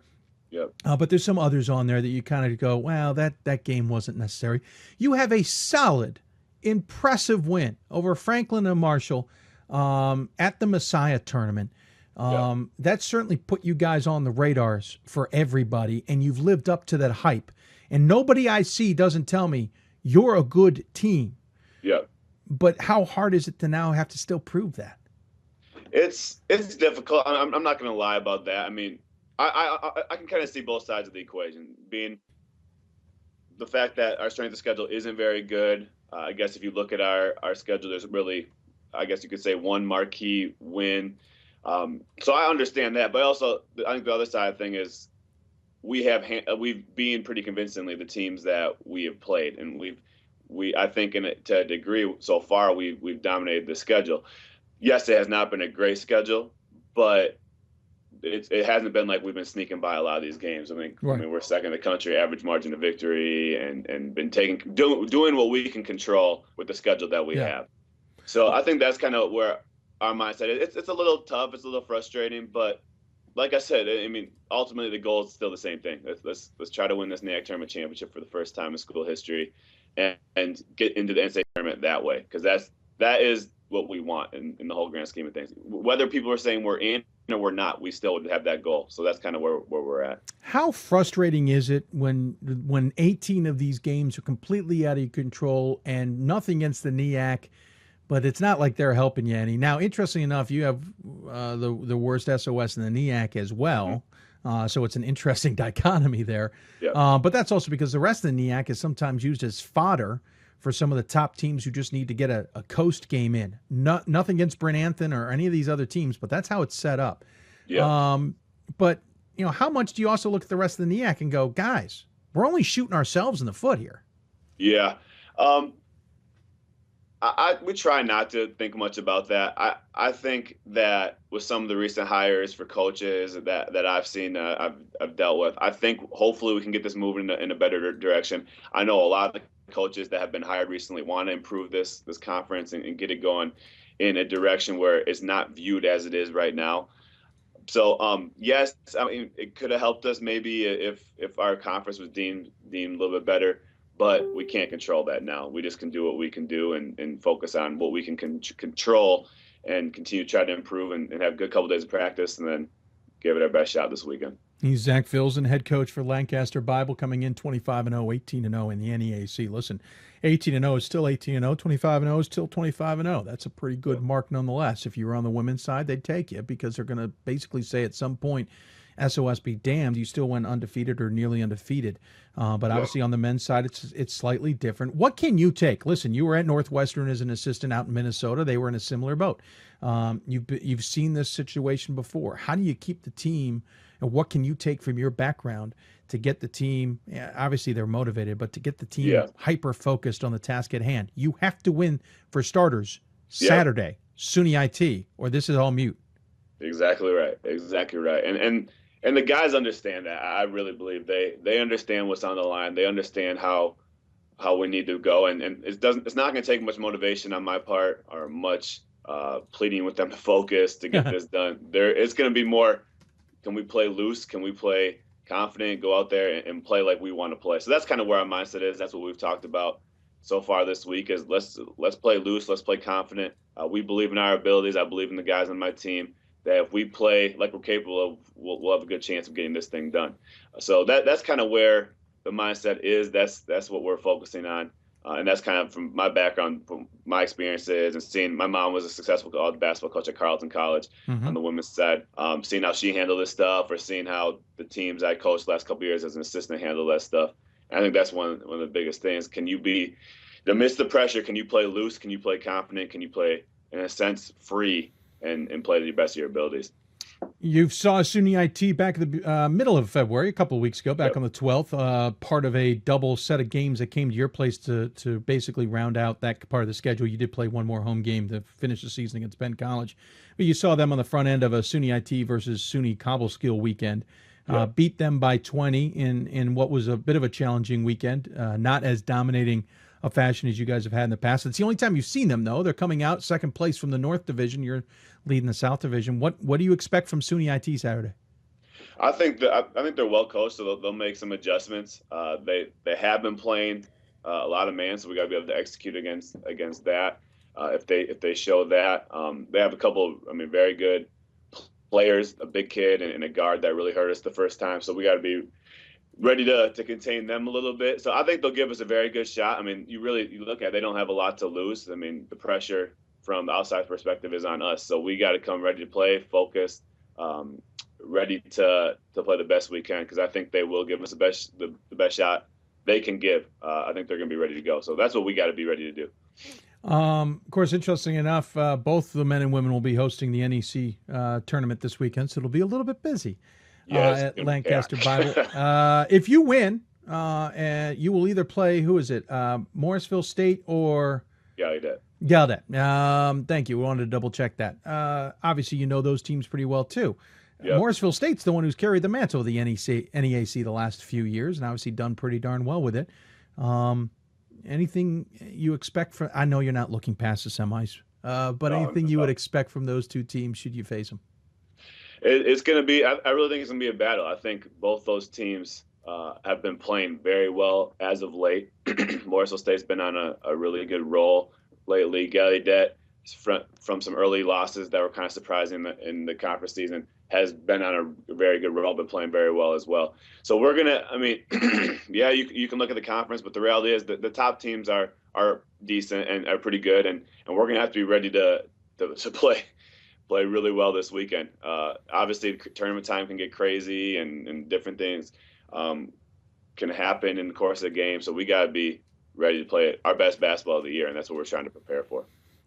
Certainly, not that it makes it any better, but last year you guys missed the NCAA tournament and made it to the NCCAA tournament. For anybody not familiar, the National Christian College Athletic Association went and won their D2 national title. So certainly there isn't you're not lost should you not make the NCAA tournament. But I have a feeling if this happens a third straight year, the NCCAA is not exactly making up for much. No, I'm not going to lie. We have not talked about it once. It's our whole mindset's been on, can we win the conference tournament championship and get the NCAA tournament? It's nice especially for the upperclassmen to have something to go play in if we aren't able to accomplish the goal. But the reality is that is in the very, very, very back of our minds right now. We're trying to get ready to go and see what we can do. Well, Zach, I appreciate you coming on the show, talking really quickly with us here about your team. Obviously impressive to go 25-0, period. Eventually some teams get to know you pretty darn well, and you're still beating them. Good luck this weekend. Obviously, from an outsider's point of view, we think there's a lot of pressure. We don't even imagine if that's true on the inside, but I appreciate at least giving us some insight. As always, though, we give the coach the final word. Any final thoughts you want to share with those who may be tuning in? I think there's a lot, like you were saying, kind of went back to this previous conversation. There's a lot to learn that we're going to kind of make some adjustments going forward and how we handle scheduling and what that looks like. But ultimately, we are just grateful for the year we've had. It's been a big blessing. It's been a fun run. Love the guys on my team, some very talented kids and athletes, and we hope we can finish this thing strong. It's been a fun run so far, and hopefully we can give it a good shot this weekend. Great. Well, thank you, Zach, so much for joining us on the show. Good luck, and we'll look forward to hopefully seeing you guys on the bracket come Monday, should you pull it all together. I appreciate it. Thanks for having me. Zack Philson joining us here from Lancaster Bible. Again, the men's team undefeated. They'll play SUNY IT on Saturday. Of course, it's a men's and women's tournament, so lots of games at Lancaster Bible. They'll play them at 1 o'clock. Should they win, they'll then play Morrisville State or Gallaudet, not or Gallaudet, depending on who wins that other semifinal. They'll play that on Sunday for a chance to go to the NCAA tournament. So there's that dichotomy. On the other side of it, North Central last year had a really good SOS. Not that great a win-loss percentage, and they got left home. This year, they may be in a little bit better shape with also a still impressive SOS. We'll talk to their head coach. Can they get in without winning the CCIW tournament? Looks good, but have they learned anything from last year? Todd Raran joins us here on Hoopsville. You listen to Hoopsville, presented by D3Hoops.com from the WBCA and ABC studios. I want to thank the City of Salem, the sponsor of our hotline, whether it be Skype or telephone. City of Salem hosting the 20th championship weekend in men's basketball coming up in March. Of course, 19th national title. Get your tickets today. We'll be back with more after this. We've got more schools than Division I, more fans than Division II, and more upsets than March Madness. There's 800 programs with over 11,000 games leading to 2 national championships. And we've been covering it all for over a decade. From Eastern to Occidental, from Puget Sound to Piedmont, from Southwestern to the University of New England, and from Hope to Calvin. Nobody covers Division III basketball like we do. We're at D3Hoops.com at www.D3Hoops.com. For the love of the game. But for those of us who are Division III student athletes, it's more than that. A lot more. Sure, the game is important. But as we work so hard to build both mind and body, it's more about team. That is why NCAA Division III teamed up with Special Olympics. And in giving the gift of sport to those for whom it seemed an impossible dream, we are working to make this a better world. Help us keep that dream alive. You can make a difference. College basketball lives in Kansas City at the College Basketball Experience at Sprint Center. The College Basketball Experience is the place to get your game on. It's not a museum, it's an experience you won't forget. Discover the history of the game in the National Collegiate Basketball Hall of Fame, featuring the Gallery of Honor, Mentor Circle, and Honor Theater. Suit up in the latest CBE logoed Nike gear at the CBE Hoop Shop. Elevate your game today and visit the house that college basketball built. Welcome back to Hoopsville, presented by D3Hoops.com from the WBCA NABC studios. Appreciate you taking in the time. It is crazy. We'll keep track of any games going on tonight here coming up. And obviously, we still have ahead the unique opportunity of talking to the winner in the CAC semifinals between Salisbury and Mary Washington. We will actually talk live to the winning coach, marching on to most likely play Christopher Newport, but obviously their game isn't decided as of yet either, but that is coming up here on the show. We also will kind of get an in-depth look at what the SOS really is. What does it really represent? Talk to our math guru, Matt Snyder. That's all coming up here on Hoopsville. You can join us on Twitter at D3Hoopsville or hashtag Hoopsville. Email us, hoopsville at D3Hoops.com, or join us on Facebook at Facebook.com/Hoopsville. All avenues that you can ask us questions. This is that time of year. We get lots of them.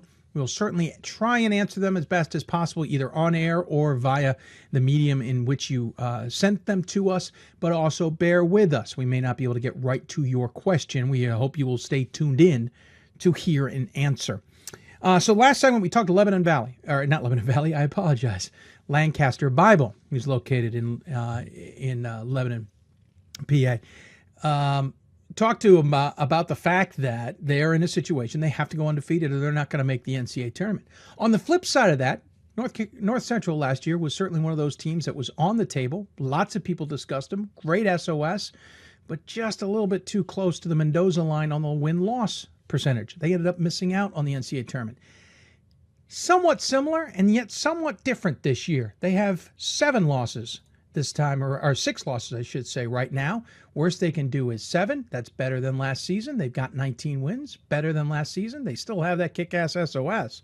So I wanted to get an idea of what's going on at North Central before they play their first CCIW tournament game. So joining us on the City of Salem Hoopsville hotline is Coach Todd Raran from the number 11 North Central Cardinals. Coach, welcome to Hoopsville, sir.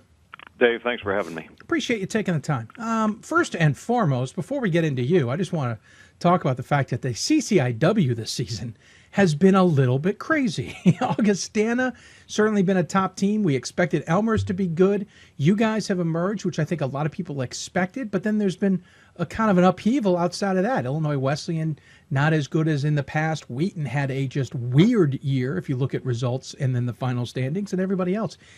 Is this just what we get used to in the CCIW, just craziness?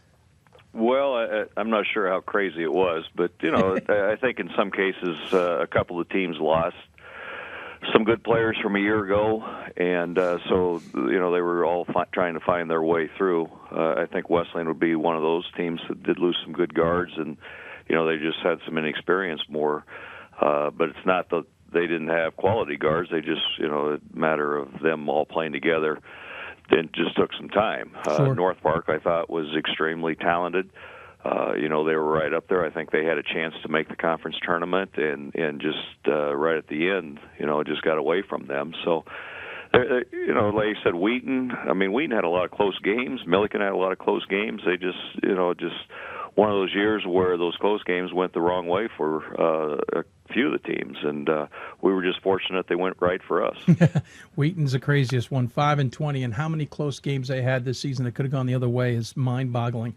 You guys had a rough start to the season. You were 2-3 to start, beat Mount Union, then lost to Chicago and Aurora. Platteville, then you got a victory by 30, and then lost to Alma before righting the ship and beating Stevens Point, Albion, Hartwick, and Center to kind of get on a roll. Then Benedictine, the CCIW killer, came to town, and you guys had a great game against them. Talk to me about that first half of the season. Was that you guys trying to find your legs a little bit? I think it was, Dave. To be honest, we had 2 starters back from the year before. We probably had 3 or 4 kids maybe that had actual playing time from last year. We lost some good kids the year before. We had a couple kids that didn't come back that had playing time.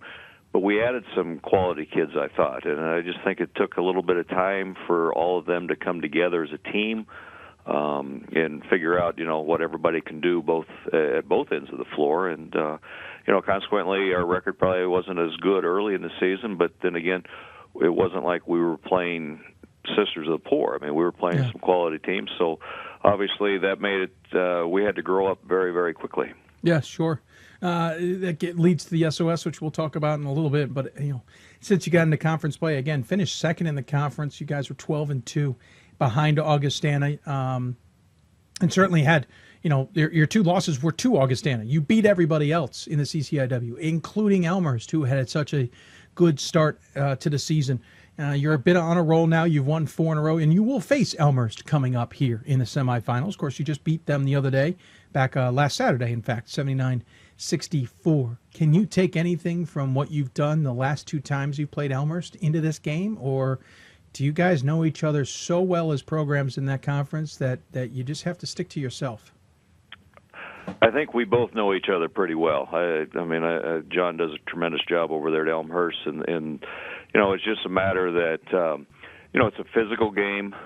Every time we've played them this year, they're extremely talented. They have tremendous depth, and it's been a knockdown drag out with them, and we've just been fortunate that we've made some key shots here and there, especially from the outside when we needed them, and we've gotten a couple stops when we needed them, at whether it was at our place or at their place. So, I expect it to be another very close game. I expect a very physical game, and it's just a matter of we hope that our kids can hang together and withstand everything that they throw at us, because we know pretty much what they're going to throw at us, and we just need a lot of toughness to go in this CCIW tournament.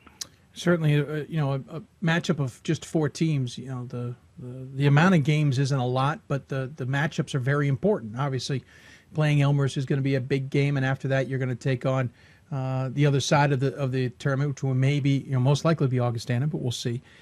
How important? Last year when you entered this point of the tournament, you kind of knew that you might need to get some wins or at least win the AQ to secure an NCAA tournament spot. This year, you look a little bit better. 4th in the regional rankings. SOS is a pretty solid 597 going into the week. Do you feel more secure that you can handle a loss here in the tournament, or do you feel you still need to go out there and win this AQ to get in the NCAA tournament? Dave, I've been at it so long that I've seen a lot of things happen, and one of the things that I've learned is you never take anything for granted, and never leave it in the hands of a committee that when you can do it yourself. And so, I think realistically, I think we're in better shape than we were, like you said, a year ago. But at the same time, I don't feel like it's just a lock. I really feel like we have to, whether we are or we're not, I just think we need to improve as a team and starting Friday night against Elmhurst. And that's really our focal point, is getting ready to play a team a third time. And, it's not easy, and our kids just have to, with young kids that we just have to mentally prepare for just that team, not worry about next week, not worry about Saturday, not worry about anything but Elmhurst right now, and that's really what we've stressed with them. How tough was last year? You guys were clearly at the table at one point with an interesting resume, really strong SOS, and as we said, 1 less win, 1 more loss than you currently reside at. How difficult, really 2 more losses, I should say, how difficult was it to miss out on the tournament? Well, it was disappointing for our kids, obviously, and the coaching staff. But we had a couple bad losses in there, and especially mid to late season that was disappointing, and I think that probably hurt us more than anything. And we didn't have that this year. Our 2 losses in conference obviously were to a terrific Augustana team, and we have played through the conference and against some very, very, very quality teams in our conference. I mean, you finish first or second or third or wherever in this league. I mean, the top 4 teams are very good, and if you can get in there, I mean, you've done extremely well. And we've just been fortunate to do that this year and go through without any losses other than to Augustana both times. And so, we just have to continue to move forward and see what happens this weekend. Let's talk about the schedule. As I said, insane SOS of 597, which is really ridiculously high. You look at your schedule, you played Mount Union, who was in the regional and national conversation, Chicago the same, Aurora the same, Platteville, who's about 500, but right in the middle of a tough WIAC, Alma, who has emerged this year as one of the better teams in the MIAC. Stevens Point, certainly, defending national champs, just not as what they used to be. Albion, certainly not a bad team. Hartwick's usually been pretty good. Center's good. Benedictine, as I said, ended up being the CCIW killer. You really loaded up that out-of-conference schedule, and I said this jokingly to you before we took the air. Have you thought about not scheduling as many tough teams? I would like to schedule a few easier teams, obviously, sure. But it didn't work out that way for us. Obviously, our tournament in Florida, they picked the teams for us, right. And they were quality teams. Yeah. I thought from we had played center before. It's been 3 or 4 years ago, but Hartwick we've never played, and that was that's a good experience for our kids to play outside of our region. While we were down there, like you said, the Wisconsin State schools.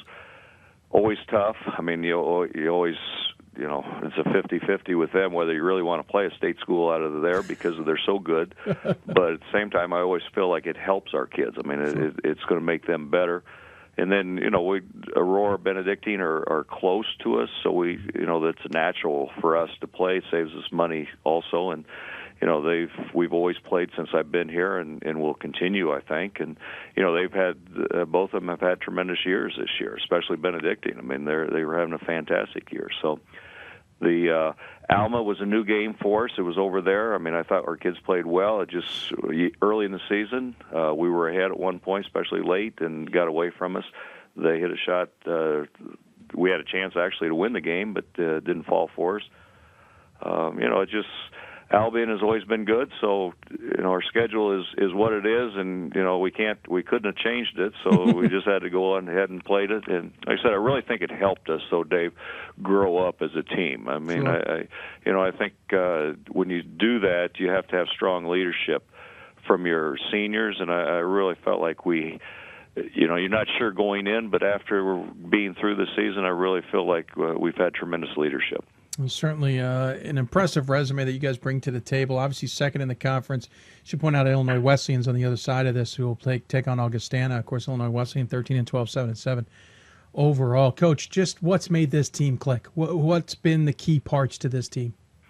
I think there's a lot of different things, but it's something that, I mean, if you just looked at stats, you'd see that there's 4 kids that are in double figures average in scoring, but there's 2 others that are almost in double figures. So it's not that you can just say, okay, we need to stop our inside player. We need to stop our wing. We need to stop our guard. Because it seems like every night it's somebody different that has stepped up and made a contribution in a positive manner.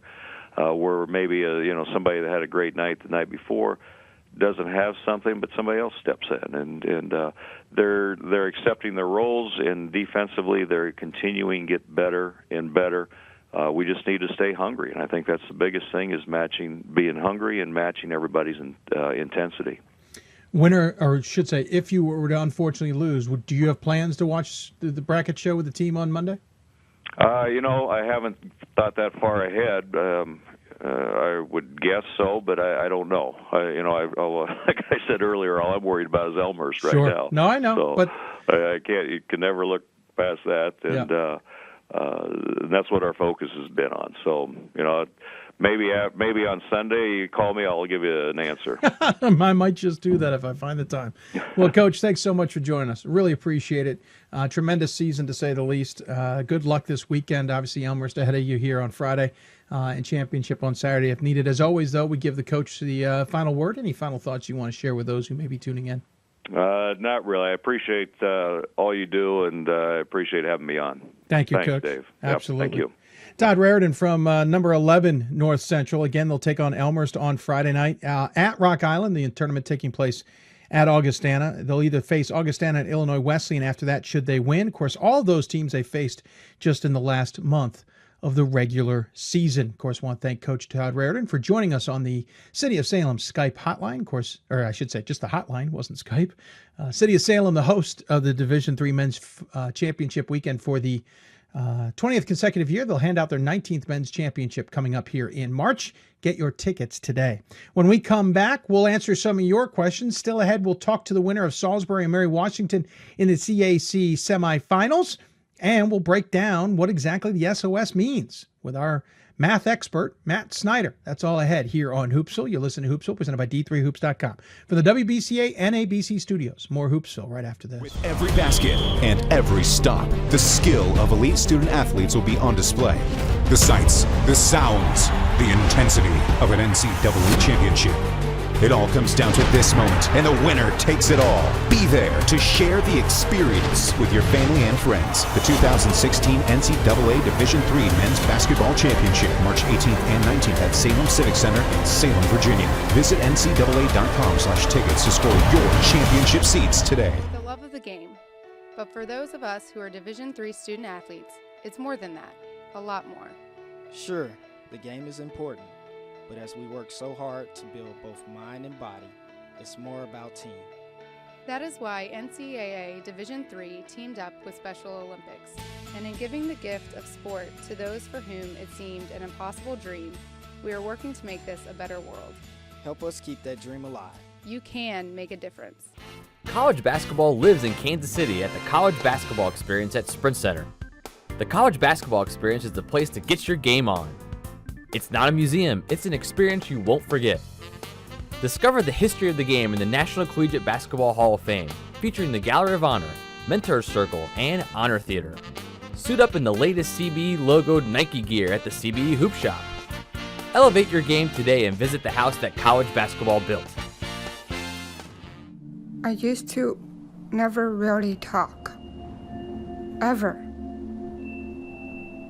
I was afraid if I said something wrong, everyone would laugh at me. But then I started to play golf with Special Olympics. It helped me to find my voice. And now everyone else is speechless.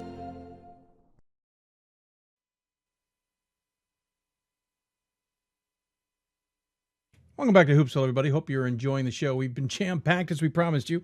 If you've got questions for us, tweet us at D3Hoopsville or hashtag Hoopsville. Email us, hoopsville@D3Hoops.com. Join us on Facebook, facebook.com/Hoopsville. Of course, Hoopsville presented by D3Hoops.com from the WBCA and ABC studios. A couple quick things coming up. We're not done yet. We got two more segments at least. We're going to hear from the CAC men's semifinal winner between Salisbury and Mary Washington that has just gone final. Salisbury defeats Mary Washington 83-78, I believe. I'm looking at live stats here. According to my text, there's 1.3 seconds left, so it may not be totally final, but it looks like we'll be talking to Salisbury's Andy Sachs coming up here. They will take on the winner of Christopher Newport versus St. Mary's.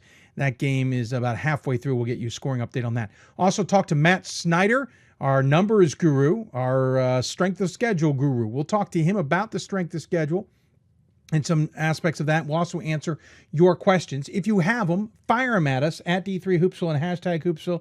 Email us, hoopsville@D3Hoops.com. Join us on Facebook at facebook.com/Hoopsville. One of the questions, I actually responded to it on email, but I'll respond to it now, was a question regarding North Central. Why did it take me so long to put them in my top 25? You know, a lot of people point out their strength of schedule. Listen, the strength of schedule is great. You can have the best strength of schedule in the world and be over. Does that mean you're a top 25 team? I know that's an extreme example, but my point being, and by the way, it is final, 83-78 from Seagulls, so we'll be hearing from St. Mary's here shortly. Actually, going to hear from them momentarily. Hold on.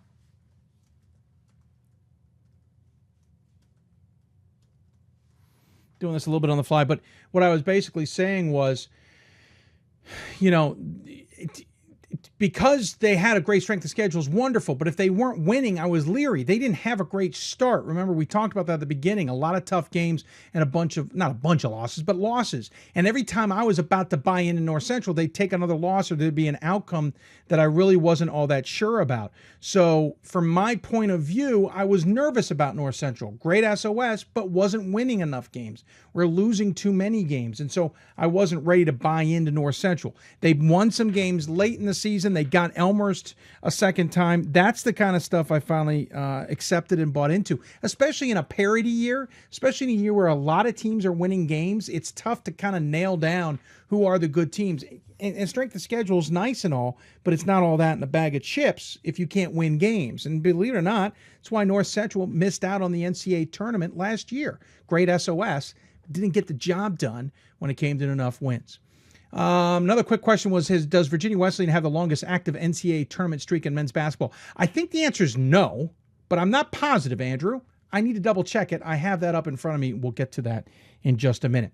In the meantime, we told you we would go to the winner of the CAC semifinals. I've gone to this cold, so hopefully Coach Andy Sachs is joining us on the City of Salem hotline. Coach, are you there? I'm here, Dave. Oh, I love when a plan comes together.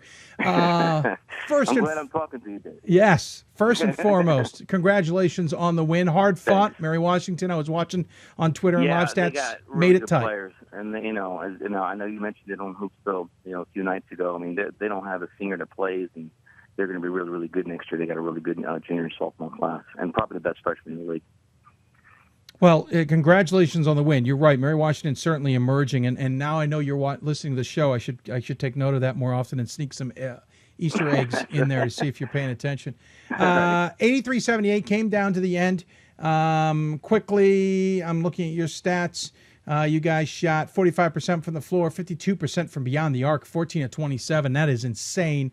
I think I remember seeing that at the Hoopsville Classic. We sir. didn't duplicate that, but we certainly tried. I mean, we have some guys that can shoot the basketball, and Jeter's really had a great year for us too. And I have 6 seniors that want to go back to the NCAA tournament even without Wyatt. So I think like I told you earlier in the year, we've accepted it and moved on, and these guys have really come together, and they've all played a lot better and stepped their game up. Obviously a big win here. You guys are sitting in a nice spot in the regional rankings, but a win here at least secures an extra game into your resume, maybe gets you a bid against, or I should say, maybe a game against Christopher Newport. We don't know the outcome of that just yet.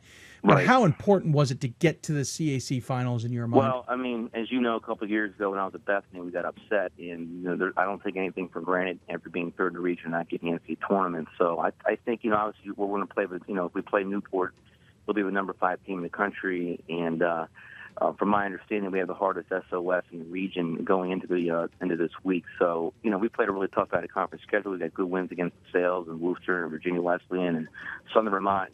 Southern Vermont, I'll be honest with you, is one of the toughest teams we played all year. They're really good, and and obviously Christopher Newport in our conference is really good too. But I mean, our league's had a really good out-of-conference schedule this year, and they play well out of conference. So, I think we do deserve to have 2 teams to go in, to be honest with you. I really do. Obviously, it's been a while since I've seen you in person.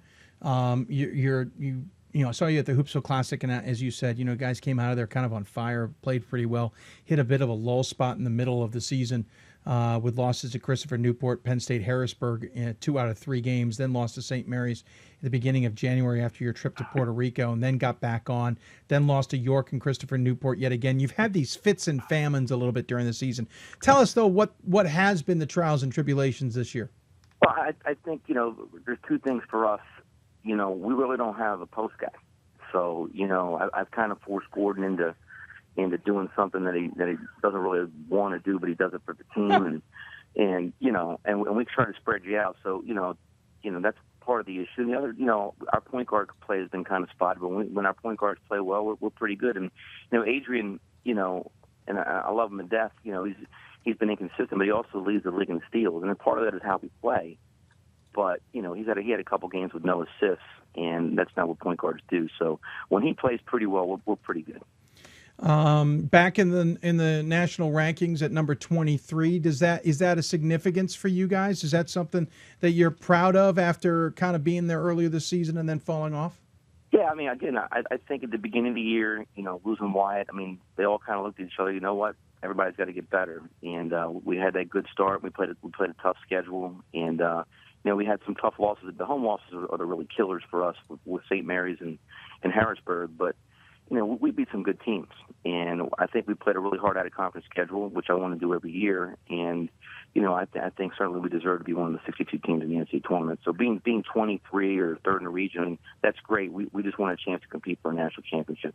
Talking to Andy Sachs here, Salisbury men's basketball coach. They defeated Mary Washington tonight just a few minutes ago, 83-78, to advance to the finals of the CAC tournament. They'll take on either Christopher Newport or St. Mary's. Last check, Christopher Newport leading that game 27-24, minute 8 left in the first half. So obviously a lot of basketball to be played. Of course, you've lost both games to Christopher Newport, and you split the season with St. Mary's. What do you expect out of either of these two teams? Let's start with Christopher Newport. What would you expect from them in a game on Saturday? Very physical. I think you're going to see two really good defensive teams that we saw last time here at our place. We're up 2 with 10 seconds to go, and they got 3 shots at the basket, and we had our foul with 1 second left, and they hit 2 free throws, and Adrian fouled out, and then they closed it out at the end for us. But I think you're going to see two really good defensive basketball teams. Very physical play, and hopefully some real good play. I mean, they have 3 really good players. I mean, I voted for all 3 of those guys first team all conference. So they have 3 really good players, and they have good guys coming off the bench. I mean, they're really good, and that's why they're 5th in the country. But I think we're pretty good too. And as you said, it's hard to beat a good team 3 times, and if they got to do that, it's fine. And St. Mary's, we know how Chris has done. Over the years, he's been really good. They're really young this year, but Brooks is healthy now for them. He's playing really well, and they got Danye Jackson back from it was a Navy transfer. They've been there for a couple of years, so they're going to be good too. And whoever we play, we're just proud to be in the finals. So let's talk about this game against Mary Washington again. What was it about this that you guys were able to take advantage of? Clearly, this was a team that wasn't going to go away without a fight. But what did you guys try to take advantage of against Mary Washington that seemed to work? We try to get some mismatches. They really had trouble guarding Gordon off the bounce, and we got him up a little bit. And, sometimes with those sink guys in the lane to take away the drives, and he's such a versatile player that he can hit the 3-point shot. And again, when they drive the basketball, it creates a lot of help when we have guys that can really shoot the 3, and that's why we shot the 3 so well tonight. So we just try to take away the mismatches, and if they help, we got wide open 3s, we have guys that can do that. Can you resign to yourself at all that you're probably in the NCAA tournament at this point, number 3 in the region? It's pretty hard to imagine you guys can't get in that large. What do you think? What do you think? I think you're in. Okay. But I mean, it's crazy. But can you at all in any way, even if you were a lock, feel comfortable about it? No, I was there a couple years ago when we didn't get in. We were 21-4, so it's I think we played a harder schedule than they did at Bethany, but I just, you know how things go. I mean, upsets happen, and you just, I think for us, I think we deserve to go, and but I don't take anything for granted. We still have not a game to play on Saturday. So this season's been kind of crazy. Coach goes off to Randolph-Macon. You're brought in. This is your alma mater. You take over a program that's got a lot of potential, high expectations. You lose your best player in the preseason due to just nagging injuries that eventually needed to just be taken care of, plain and simple. Right. So the expectations maybe drop a little bit. You guys don't really have a lot of pressure on you. You come out of the Hoopsville Classic 2-0. You're competing in the CAC. You have your ups and your downs all season. What's it been like for you, especially your first year back at your alma mater?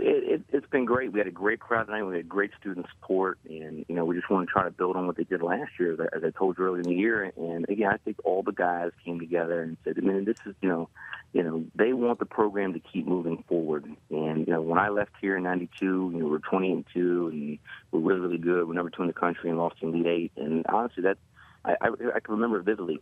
And I want to get back there, and I want to get the program back at a national level where we're competing for an NCAA tournament bid every single year. I don't want to be 14-11 anymore. I want the program to be 18, 19, 20 wins a year, and I think we can do that here.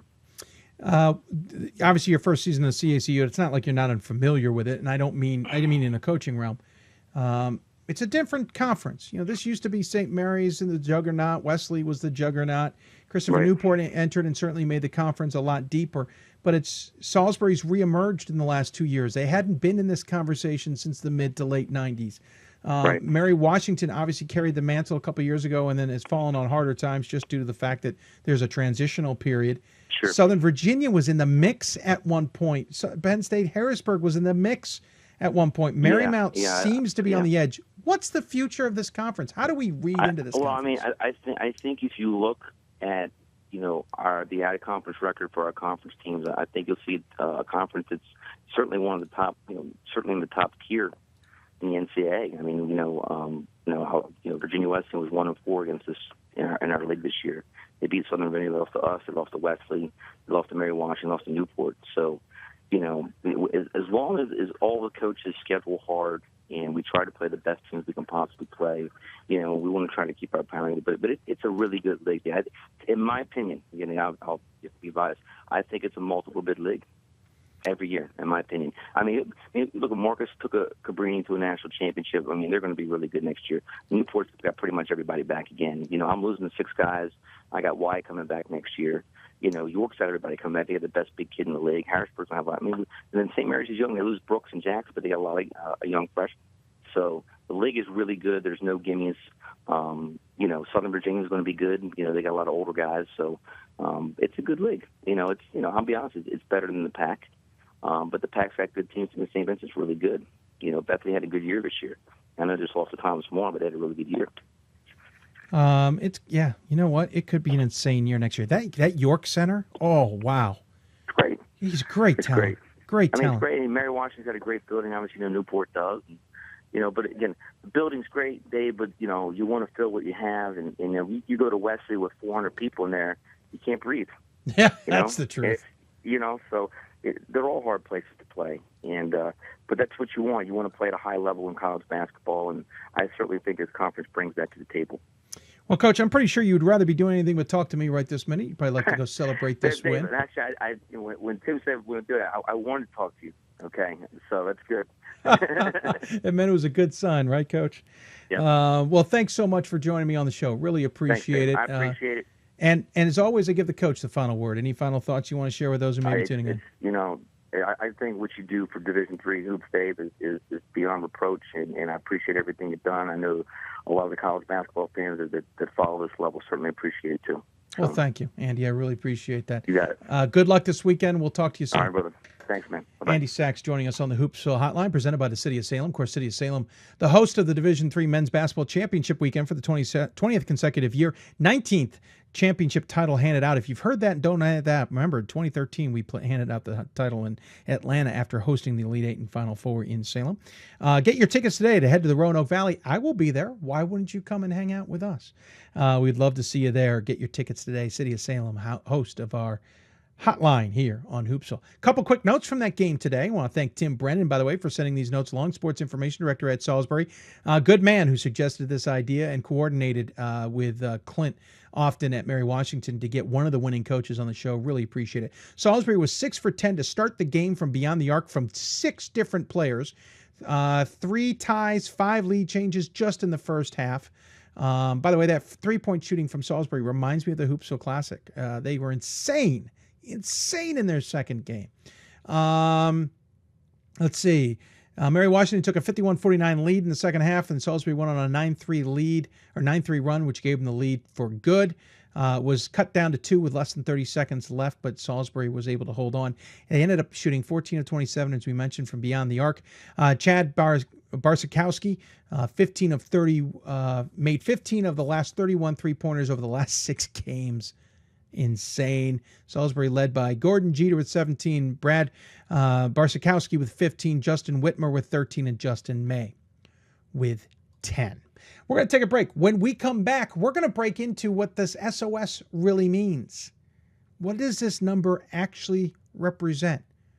We'll talk to Matt Snyder about it and have a conversation with him. You're listening to Hoopsville, presented by D3Hoops.com from the WBCA NABC studios. We'll be back with more Hoopsville right after this. For the love of the game. That's what it's all about, they say. But for those of us who are Division III student athletes, it's more than that. It's more about team and the schools and communities we represent. And for the many of us blessed with the strength to compete in sport at the college level, we understand that with what we were given comes a special obligation. Our obligation to help those who have their own special needs and whose love for the game is no less intense. That is why NCAA Division III teamed up with Special Olympics. Since August of 2011, we and others from Division III campus communities have volunteered more than 250,000 hours, time away from the classroom and practice field. reaching across the country to coach and mentor Special Olympics athletes. And to learn that in giving, we receive so much more in return. Help us keep that dream alive. Be part of it. Get involved. You can make a difference. Division 3 allows you to give yourself to other things. Having that free time allows me to pursue the things that I want to pursue. Division III athletics affords students the opportunity to, engage in the other interests in their campus and in their lives outside of that sport. It allows you to just be able to do everything you want to do. I wouldn't change it for the world.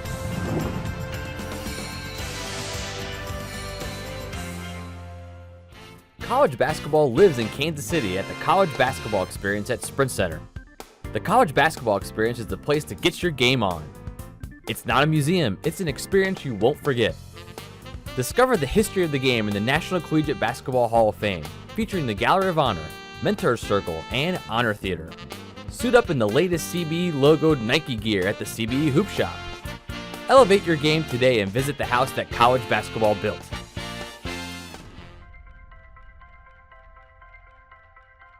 I'm a Division III student athlete, and I know how powerful words can be. The term gay doesn't mean stupid, lame, or less than. So I pledge to speak up if I hear the term gay used in a derogatory way or any other homophobic terms. If you can play in Division 3.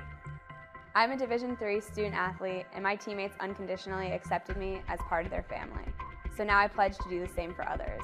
If you can play in Division 3. We've got more schools than Division 1, more fans than Division 2, and more upsets than March Madness. There's 800 programs with over 11,000 games leading to 2 national championships. And we've been covering it all for over a decade. From Eastern to Occidental, from Puget Sound to Piedmont, from Southwestern to the University of New England, and from Hope to Calvin. Nobody covers Division III basketball like we do. We're at d3hoops.com at www.d3hoops.com. Welcome back to Hoopsville. Presented by D3Hoops.com from the WBCA NABC studios. If you've got any questions for us, tweet us at D3Hoopsville or hashtag Hoopsville. Email us, Hoopsville at D3Hoops.com. Join us on Facebook at Facebook.com/Hoopsville. Of course, we're also on Instagram at D3Hoopsville as well. We have a chat room on the YouTube page, but to be honest, it's hard to monitor, but no one's in there anyway, so it really doesn't matter. I want to thank all of our guests so far. We got one more guest coming up. We're also going to try and answer your questions. We basically got about 30 minutes left in the show, and then we're going to call it a night. Don't forget programming notes. Sunday, we'll be on the air at 6 o'clock Eastern time. Probably going to go about 4 or 5 hours because we'll break down who we think's in the men's and women's tournaments. We will not bracket on the show, as much as some people have found that exciting.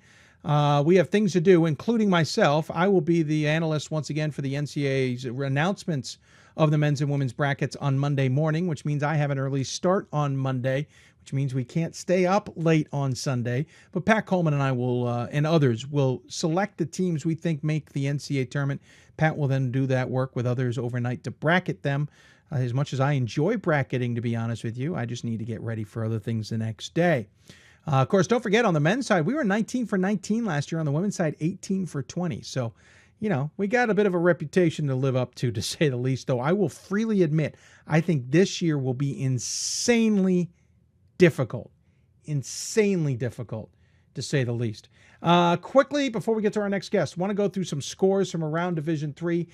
Been watching the John Carroll Mount Union game. Mount Union has been leading for most of it, but John Carroll has now come back and taken the lead. Hold on, looking for 63-55, 13-17 left to go.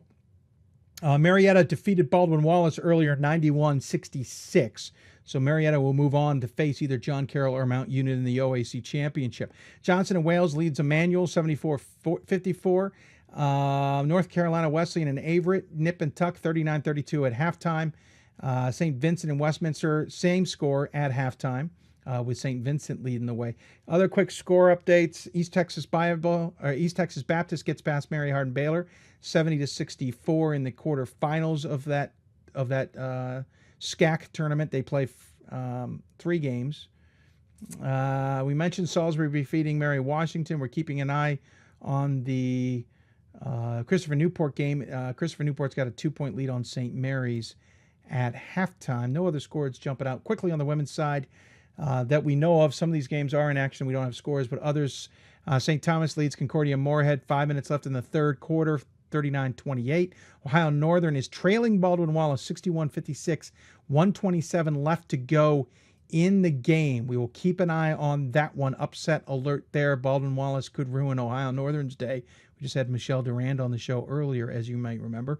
Mary Washington defeated Christopher Newport 77-63. This could put Christopher Newport women on a bit of a tenuous bubble, though I still think they're going to get in. Maryville, easy time with Meredith right now, 70-40 with 6 seconds left to go in the game. Mount Union leads Capital in a thriller, 67-64, 4:44, 5 left to go in the fourth. I think there's other ones, but we'll get back to them later. Let's get to our next guest, since he's been so kind to stay on hold. And again, we're monitoring the game.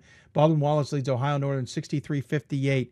Upset alert there. 20 seconds left. Ohio Northern, the number 10 team in the country, might lose. Of course, when we talk about at-large teams and we talk about at-large bids and we talk about the criteria, there's a lot of talk about the SOS. What is the SOS? What is the strength of schedule? We know it's the opponent winning percentage and the opponent winning percentage, 2/3 to 1/3. We know there's a multiplier, but what really goes into the nuts and bolts of that? And I figured, you know what, today might be the perfect time, since we now have our final regional rankings in, we're going to be talking selections, to talk to the guy who has finally figured out the NCAA math, and he can post us live SOS numbers if we need them at any time, and that is Matt Snyder. I call him our strength of schedule guru. Matt, welcome to Hoopsville, sir. Thanks for having me, Dave. Absolutely. Appreciate you taking the time. The long and the short of it is the SOS, obviously a strength of schedule by name, is trying to describe or give a quantitative number to what exactly is a team doing when they're playing. Are they playing a tough schedule, an okay schedule, a lousy schedule? That's the layman's way of it, but I'm sure there's a better way to describe it. How would you describe what the SOS really is? Well, I think first and foremost, what it's trying to do there is provide the NCAA selection committees with a consistent and kind of transparent formula for judging schedule strength. You know, in the past we had the QOWI formula, and that was pretty bad. This is trying to give us an actual look into the strength of schedule of those teams. Now it's opponent winning percentage, 2/3, plus opponent winning percentage, 1/3. In women's and men's basketball, that's the basics. The men add a multiplier. We'll talk about that in a minute. But what they're basically trying to do there, Matt, from a layman's point of view, is say, okay, hey, great schedule you played, but we're not dumb enough to give you credit for playing teams who may have really good schedules against really bad teams. Correct. Yeah, that's why they throw in that second OWP component in there. That's just kind of a double check so that you're not basing your whole schedule on beating up maybe good teams in bad conferences, that there's some sort of a check and balance there to make sure that the teams you're beating are also beating other teams in the mix as well. Quick side note, by the way, final score. Baldwin Wallace defeats Ohio Northern 65-58 in women's basketball. Just trying to get that out of the way, so a big upset there tonight that will burst some bubbles in women's basketball. All right, so, you know, on the women's side, it's pretty cut and dry. Actually, we on D3 Hoops can put that together because it's relatively easy. It does only count Division III games, we should point out. But on the men's side, they add a multiplier, Matt, and this is where things get a little bit more interesting. It used to be 1.4 for an away game. Now it's 1.25 for the home game. It used to be 0.6 for the away. And let me try that again. It used to be 1.4 for the away game. Now it's 1.25. It used to be 0.6 for the away home game. Now it's 0.75. What is, I know on a layman's point of view that what they're trying to do there is basically say, listen, we're going to reward you for playing some away games here and not necessarily reward you for playing home games. But from your point of view, what are they trying to accomplish? Yeah, I think they're trying to get teams out of their home gyms a little bit more and not just load up on home tournaments early in the season or bring in non-conference schedules to their place, but to get on the road and play some of those tough teams. So yeah, what they're doing there is if you're playing a team that's 20-5 and you're playing them on the road, they're going to apply that 1.25 multiplier to those 20 wins and 5 losses and kind of scale that that strength of schedule component upwards, so that impacts your team's strength of schedule more than a home game would. Talking to Matt Snyder here, and my headset is quietly going dead on me, so forgive me while I drag my heels a little bit to switch out the batteries so I can hear what Matt's having to say there. Matt, you know, the multiplier has been through some changes and all that. Is the multiplier a smart decision in some ways? Is it something that is actually helpful in the way that they're trying to implement it? In other words, does it accomplish the goal they're trying to set out to do?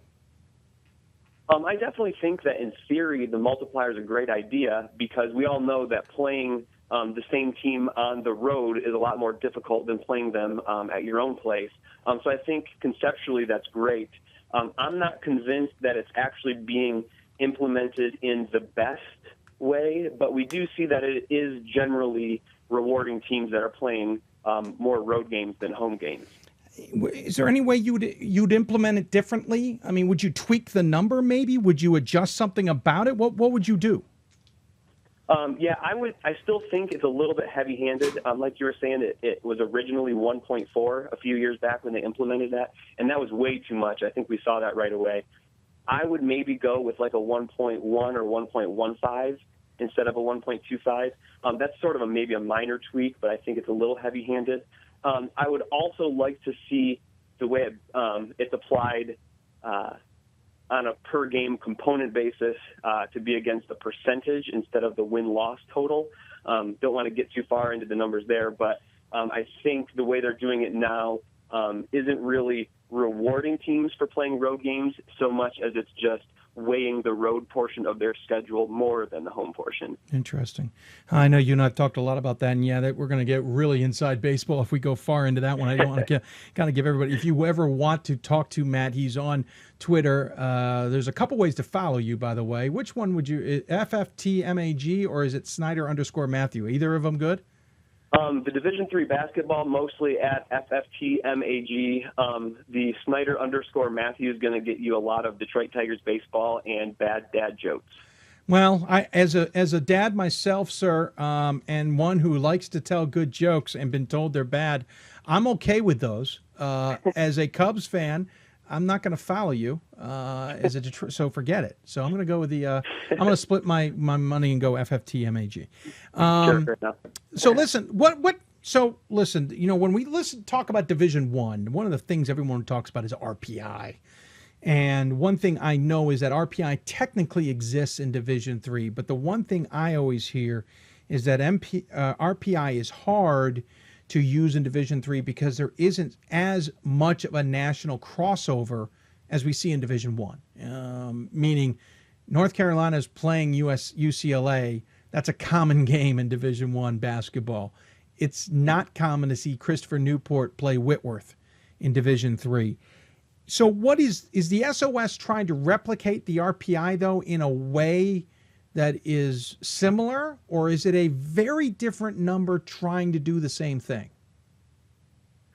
I think the SOS is different than the RPI. It is a component of the RPI. So from the SOS, you could add in the winning percentage and get the RPI. But yeah, I think there's always the question in Division III is about whether or not there's enough cross-pollination across the regions. Obviously, there's not as many Puerto Rico tournaments or what have you. Only really the D3Hoops.com tournament draws teams from around the country. So there's a question with RPI and even things like the Massey ratings, whether or not they're a really accurate picture of the national landscape of Division III. I think that's a fair question. Have you been able to do the math on a national RPI and see if it does resonate in Division III? And you're all right to say no to me. Yeah, well, I think, you know, just my data sorting, I usually go by RPI just because I think it's a kind of a standard way to combine the two and I don't have to think about it. And that usually does a pretty good job of approximating most regions' regional rankings and approximating the selections come Selection Monday.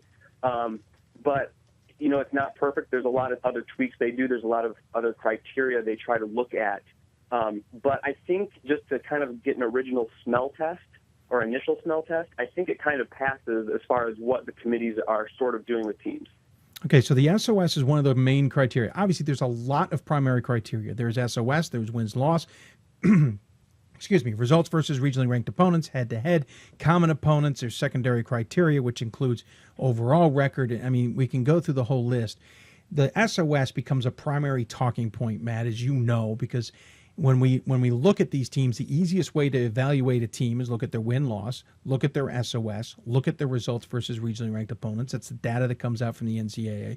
The rest of it takes a lot of homework, to compare schedules, to compare head-to-heads, to compare common opponents and the like. So SOS and win-loss in the conversation gets a ton of attention. And when we look at the regional rankings, we tend to quantitate a lot of those decisions based on SOS or win-loss, when in reality, the committee is using plenty of other criteria and information to make those decisions. Is the SOS in your mind, by us, the layperson, or those outside the committee, being used too much in conversation? I think it's about right. I usually favor a more heavy approach to the SOS, just because I think there's a big difference between, say, your guests of North Central from the CCIW and Lancaster Bible. They have a huge, massive disparity in strength of schedule. We're talking like one of the best in Division III and one of the couple worst in Division III. And I think that's a pretty big gulf there. So I think I think we need to make sure that is weighing on a significant difference when we're talking about whether teams are in or whether teams are not or where they're ranked. One of the things last year that we heard was that the men especially were using this 0.03 difference in SOS would equate to 2 games. I got two avenues to follow you on this. The first one is just quickly get your point of view. I read something on the boards the other day that you said 2 games is nice. You'd rather see it not as games. You'd rather see it as a percentage number. And your number was 0.08, I believe, on the win-loss. Or am I correct? Yeah, that's correct. So, in other words, if a team had a 90% winning percentage and they're up against another team with an 80% winning percentage, and there's a difference of 0.03 in the SOS, we would change the 90 to 0.82, and we would change the 80 to 0.88. Why that number versus 2 games? So the SOS is sort of a rate stat, and the winning percentage is a rate as well. When it comes to a 2-game situation, teams are playing different numbers of Division III games. So some will play 27 games, maybe after a conference tournament, maybe even 28, I'm not sure. Some teams will only be playing, 22, 23. And so when you're talking about those differences, there's a rather sizable, might be the wrong word, but there's a significant difference in winning percentages there. So I think if you equate the SOS to maybe a 0.08 winning percentage differential, then you're putting the two on more of an even footing than kind of mixing your counting numbers and your rate numbers. Interesting. Certainly can buy into that completely, though the 2 games is easier to do math-wise.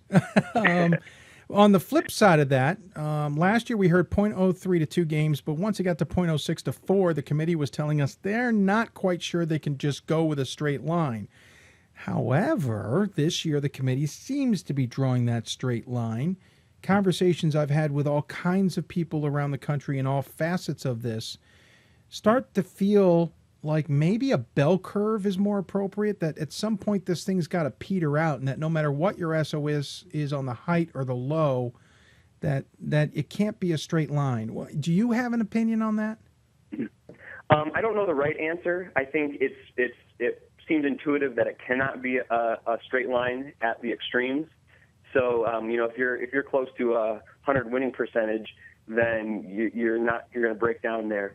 But what it kind of does tell me is that the committee is doing an RPI-like calculation, maybe not explicitly, but by making those equations and kind of extending it past 0.03 to 0.06, then what they're trying to do is put winning percentage and SOS on an even footing across the board, which I understand why they're doing that. Obviously, it's nice to put on an even board, but a team like a Lancaster Bible, for example, at some point they can only do what they can do with their SOS. Yes, they can improve their out of conference, but they play 18 conference games, and it's only so much they can do with that. It seems a little crazy that we would be ripping 8 wins away and giving them 8 losses on that 2 to .03 when comparing them to a team with a much better SOS. That's why I'm kind of curious if a curve, kind of more of a petering it out at some point, and even getting to a point to say, okay, listen, once we get to .06 or difference maybe, or a .09 difference, this is irrelevant. Does that make sense? Yeah, I think something like that would make sense. My only concern would be, unless the committees are given that sort of curve in an equation, at that point it wouldn't be RPI, but it would be something like RPI, and they could have one number to look at that would include kind of that curve function. I think that might be a little bit more difficult for them to compute on the fly during their discussions. But yeah, I think something like that does make sense if the time was spent to crunch those numbers. Well, I also almost want to say that if they get to a point where the discrepancy is so large, they just stop going, okay, quit doing the math here. We got to move on to something else. We can't just flat out give them a change here. At some point we've gone too far. Right. Yeah, you got to move on to something else at that point. Yeah, I mean, let's stop screwing around with the schedules and butchering the schedules or butchering the records just to make this work is what I'm trying to get at. Right. You had something fascinating to say. There's a lot of argument on the boards. And by the way, when we talk about the boards, folks, it's d3boards.com. We could use a few extra friends out there. It's been a little quiet this year. Hold on, I got a quick question. It might have something to do with it. Oh, never mind. So, curiosity. You had a great statement on the boards the other day when there's a common theme this time of year that the top teams in a conference are punished when they're hosting tournament games because the multiplier of 0.75 to a schedule is hurting them. They don't get the advantage of being on the road per se. And it's funny, it's not something I totally agreed with ever. I understood the sentiment, but I could never formulate an argument back. You had a wonderful point on this. Could you reiterate, and let me reset it, everybody. Everybody basically saying, hey, listen, we're Marietta. We're going to host the OAC tournament, and that means we're going to be hosting a couple of games, which means we can't take advantage of the 1.25 multiplier. But what's your counter to that? I'll try to give an example without using too many numbers, but maybe I'll give some numbers. I think the original question was about hope because their SOS is right around 500, and so they don't really want to risk falling below 500 because they have to host the conference tournament. Because they won the tournament, they should be rewarded for that. So the example I'll give is they're going to play Trine in that semifinal, who, from Hope's perspective, is 15-7 as far as the OWP component, and that's a .682.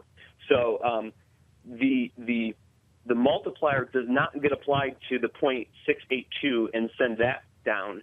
It gets applied to the 15-7, which makes it basically 11-5 or close to that, and then that 11-5 gets summed into Hope's SOS.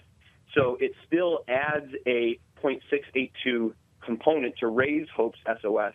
It just won't raise it as strongly as if the 1.25 multiplier got added to make it, 19 and 12 or whatever it would have been.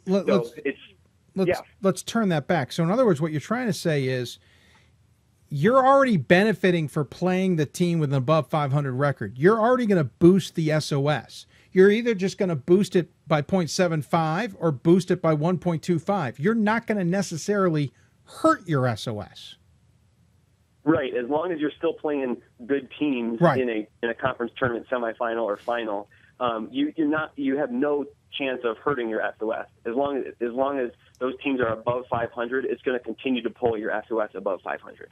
Okay, so that makes more sense. And so now, yeah, I mean, they're playing at home, great. It's just that you don't get as big a boost. You're still getting a boost.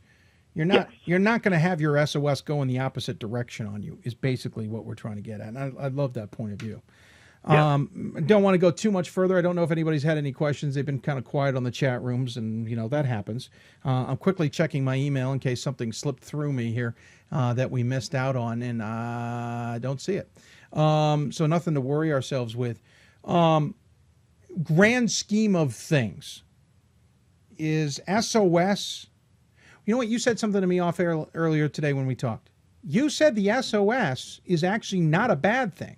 It's kind of a good measure. It's consistent.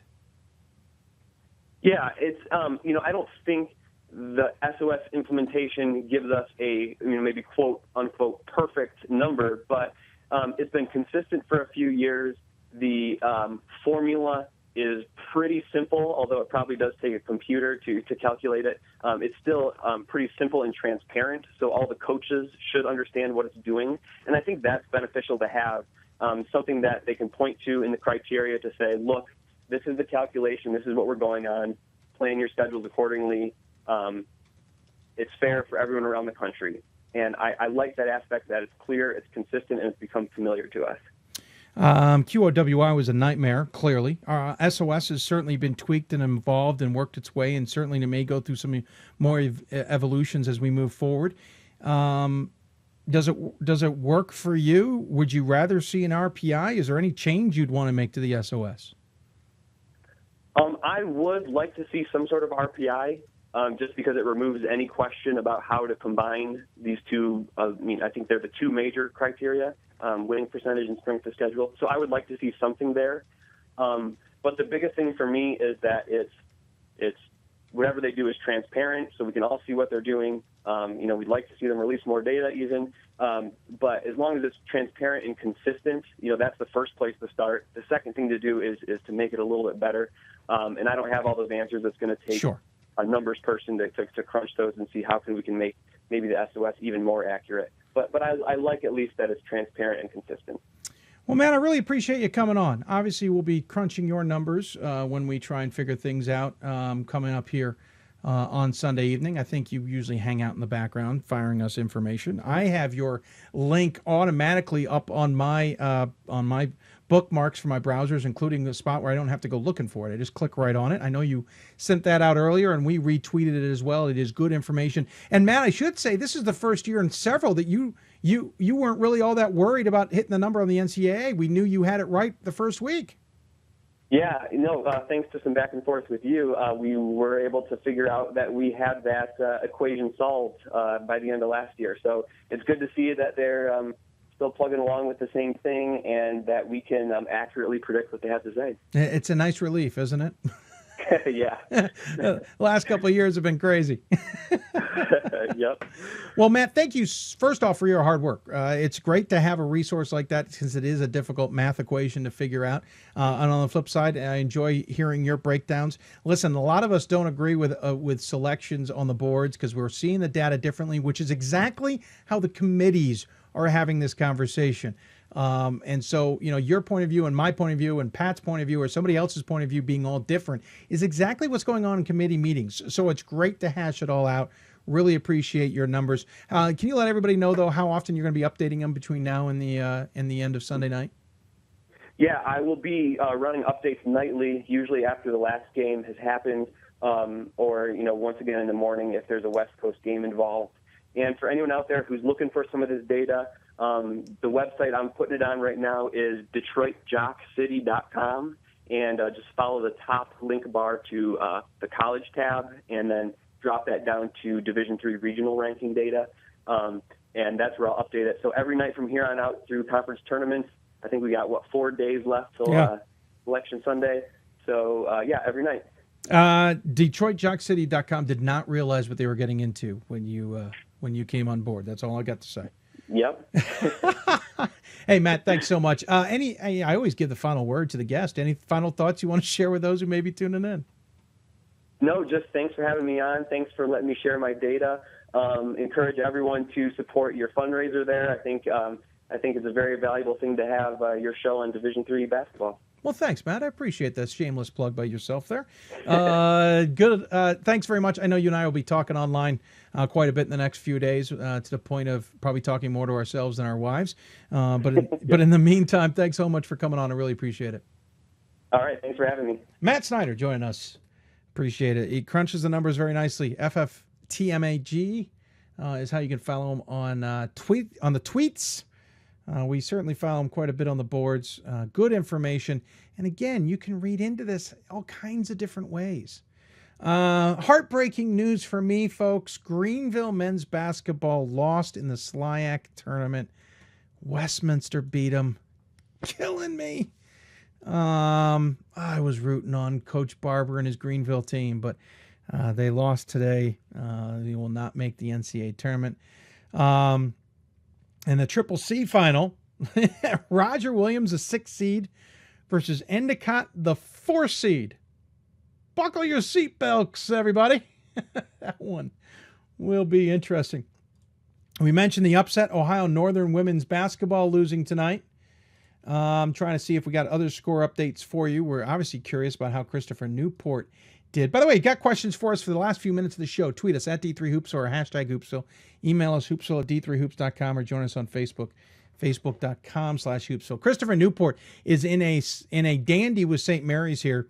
Captain's lead 43-42, 9:40 left to go. Ramifications of this. Christopher Newport's a lock. They lose, it's a bubble burst, and that includes on Saturday, but really a big bubble if they lose tonight. St. Mary's would advance, and Salisbury would host the game. Obviously, that would be pretty big for Salisbury. Should Christopher Newport win, Salisbury will go down to them. This is men's basketball, keeping track of that. I had a question earlier about who's been in the tournament the longest straight consecutive years. Going to have to look it up. I've got it in front of me, but who was that? Andrew, hold on. We may end up getting you an answer by the end of the night. All right, scores from around the country in men's basketball action. Other updates. John Carroll now leads by 14. 3:21 left to go. 87-73 on Mount Union. So Mount Union gave him a scare early. Looks like John Carroll will move on. They will take on Marietta, who defeated Baldwin Wallace 91-66 in a rematch. In that one, Marietta and John Carroll split the regulars. No. Did they? Yeah, they split the regular season, right? Yeah. Sorry, my brain's fried. Let's see. Johnson and Wales is going to beat Emmanuel. A minute left in that one. They lead 96-75. No surprise there. Other scores that jump out at me. We mentioned East Texas Baptist beat Mary Hardin Baylor. Let's see here. Sorry, my eyes are hurting me just a little bit here. My contacts have been in my eyes just a wee bit too much. St. Vincent beat Westminster 70-65. Endicott defeated Nichols, which we mentioned earlier, 82-80. Remember, Nichols won the regular season. And this is what I was trying to get at, by the way, with the comment earlier about the Triple C. Nichols had won the regular season, had a tremendous season, fall in the semifinals. Nichols out. They will probably not make the NCAA tournament either. I can't imagine they would. So a surprise there as Nichols loses at home in that one. And here's that final that is backwards. Now it looks like it's correct. Westminster beats Greenville 101-83. That's on the men's side. Women's side, we mentioned Ohio Northern, the upset. Baldwin Wallace beat them 65-58. St. Thomas will avoid the upset. They're going to beat Concordia Moorhead. They lead 65-43 with 3:20 left to go in that one. Good game coming up later. Whitworth versus George Fox in the NWC. That one will tip off in 30 minutes. Mary Washington defeated Christopher Newport. We mentioned that earlier. New England defeated Endicott, University of New England, by 11. Maryville defeated Meredith rather easily, 70-41. Bridgewater and Emory and Henry are in a battle starting the fourth quarter, 66-65. Ordak, of course, played 4 games today. The men will play 4 games tomorrow. Then they'll have the semifinals of both men and women on Saturday with the championships on Sunday. Trying to see if there's any other scores. Lynchburg defeated Virginia Wesleyan earlier. We mentioned that. Ferrum defeated Methodist. Eastern Mennonite taken out by Washington Lee, 53-48. Tremendous career at Eastern Mennonite coming to an end for their Jostens Award winner from last year. That will end for her career, comes to a close. Johnson and Wales in women's basketball losing to Manual tonight, 71-61. Of course, those two teams were, I think, tied at first place with St. Joe's, but still Johnson and Wales, who was the best regionally ranked position of those teams, losing is going to put them on a bubble, and I don't like their bubble. I don't think they're going to get in that large bid. So Johnson and Wales season may have come to an end tonight, unfortunately. Sage defeated Mount St. Mary to advance on to the, I believe they're going to move on to the Skyline Finals. I think I've got that timing right. Marymount defeated York 71-52. So Marymount will take on Mary Washington. in the conference championship game in the CAC, and Christopher Newport will hope to get in that large bid. So not a big upset, but a shake. CAC's been crazy this year on the women's side. They could still conceivably get 4 teams in, though I just don't think York's going to be in position to do it, unfortunately. I think York's season may have come to an end, but at one point, we certainly thought it could happen. That's all that's jumping out. There's some other scores. Mount Union defeated Capital, 81-72. Big win for the Mount Union women's basketball team there. Capital season may come to an end. I think they're a bubble team as well. We'll see how that all plays out. Going back to check emails.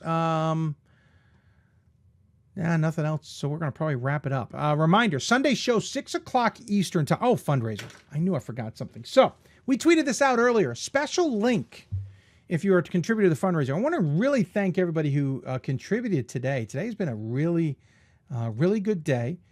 We eclipsed the $5,000 mark, but we're still trying to make our way to $7,500. So in the last couple of days, we've gone from about 39% funded to 68%. Really appreciate that. That's a wonderful jump in fundraising, to say the least. Interestingly enough, my data for the fundraiser did not load here. I'll see if I can get it to reload. How much? Yeah, it just doesn't like us. But to say the least, that is a tremendous contributions. There's a lot of perks available. We have a special one that we sent a special link out on our social media. I believe it's on Facebook, but I also know it's on Twitter and it's on Instagram. If you donate $75, you are already going to get your name on our contribution page. You're already going to get a public thank you, which we'll take care of on Sunday. You're going to get a Hoopsville gift. Could be a T-shirt. It could be a long sleeve shirt. We're still working on that. Also want to point out, we're going to give you a special Division III NCAA gift bag. I want to thank those at the NCAA who happen to have sent these to us in the offseason. This bag is big enough to fit an iPad or some type of tablet in. Also comes with a bunch of good goodies in here. This here in particular is a nice little gift item. This is a small pad you can put on your desk or somebody else's desk. Put a picture in it as well. It's got Division III stuff on it as well, so you can kind of, nice little pad. You can get one of those in this bag. Now, we're not done. There's a lot of trinkets in here. To be honest with you, I can't remember what this one is. I think it's a highlighter, but it also could be some Post-it notes. I'm going to have to tear it apart to look at it, and I don't feel like doing that, so I apologize on that one. Got a little light you can actually attach to some things. It's got a little bit of a loop on it, so you got a little bit of an LED light that you can use. Won't turn that on and blind you. That wouldn't make any sense. Got a laser pointer, if you'd like it, emblazoned with the NCAA Division III insignias. Got a nice pen with the Division III insignias as well from the NCAA. Really nice pen. I've actually used it. They write really nicely. I'm a fan of nice pens. This one's kind of cool. This pouch right here, it's got all kinds of different cables so you can charge your mobile devices. It's got one USB on the other end, and it's got I think 3 different devices on the other. So it's got an Apple device, it's got an Android device, all kinds of different chargers on one cable. Really convenient. I've used that on several occasions. Hey, you want Division III luggage tags? Got Division III luggage tags in this gift bag.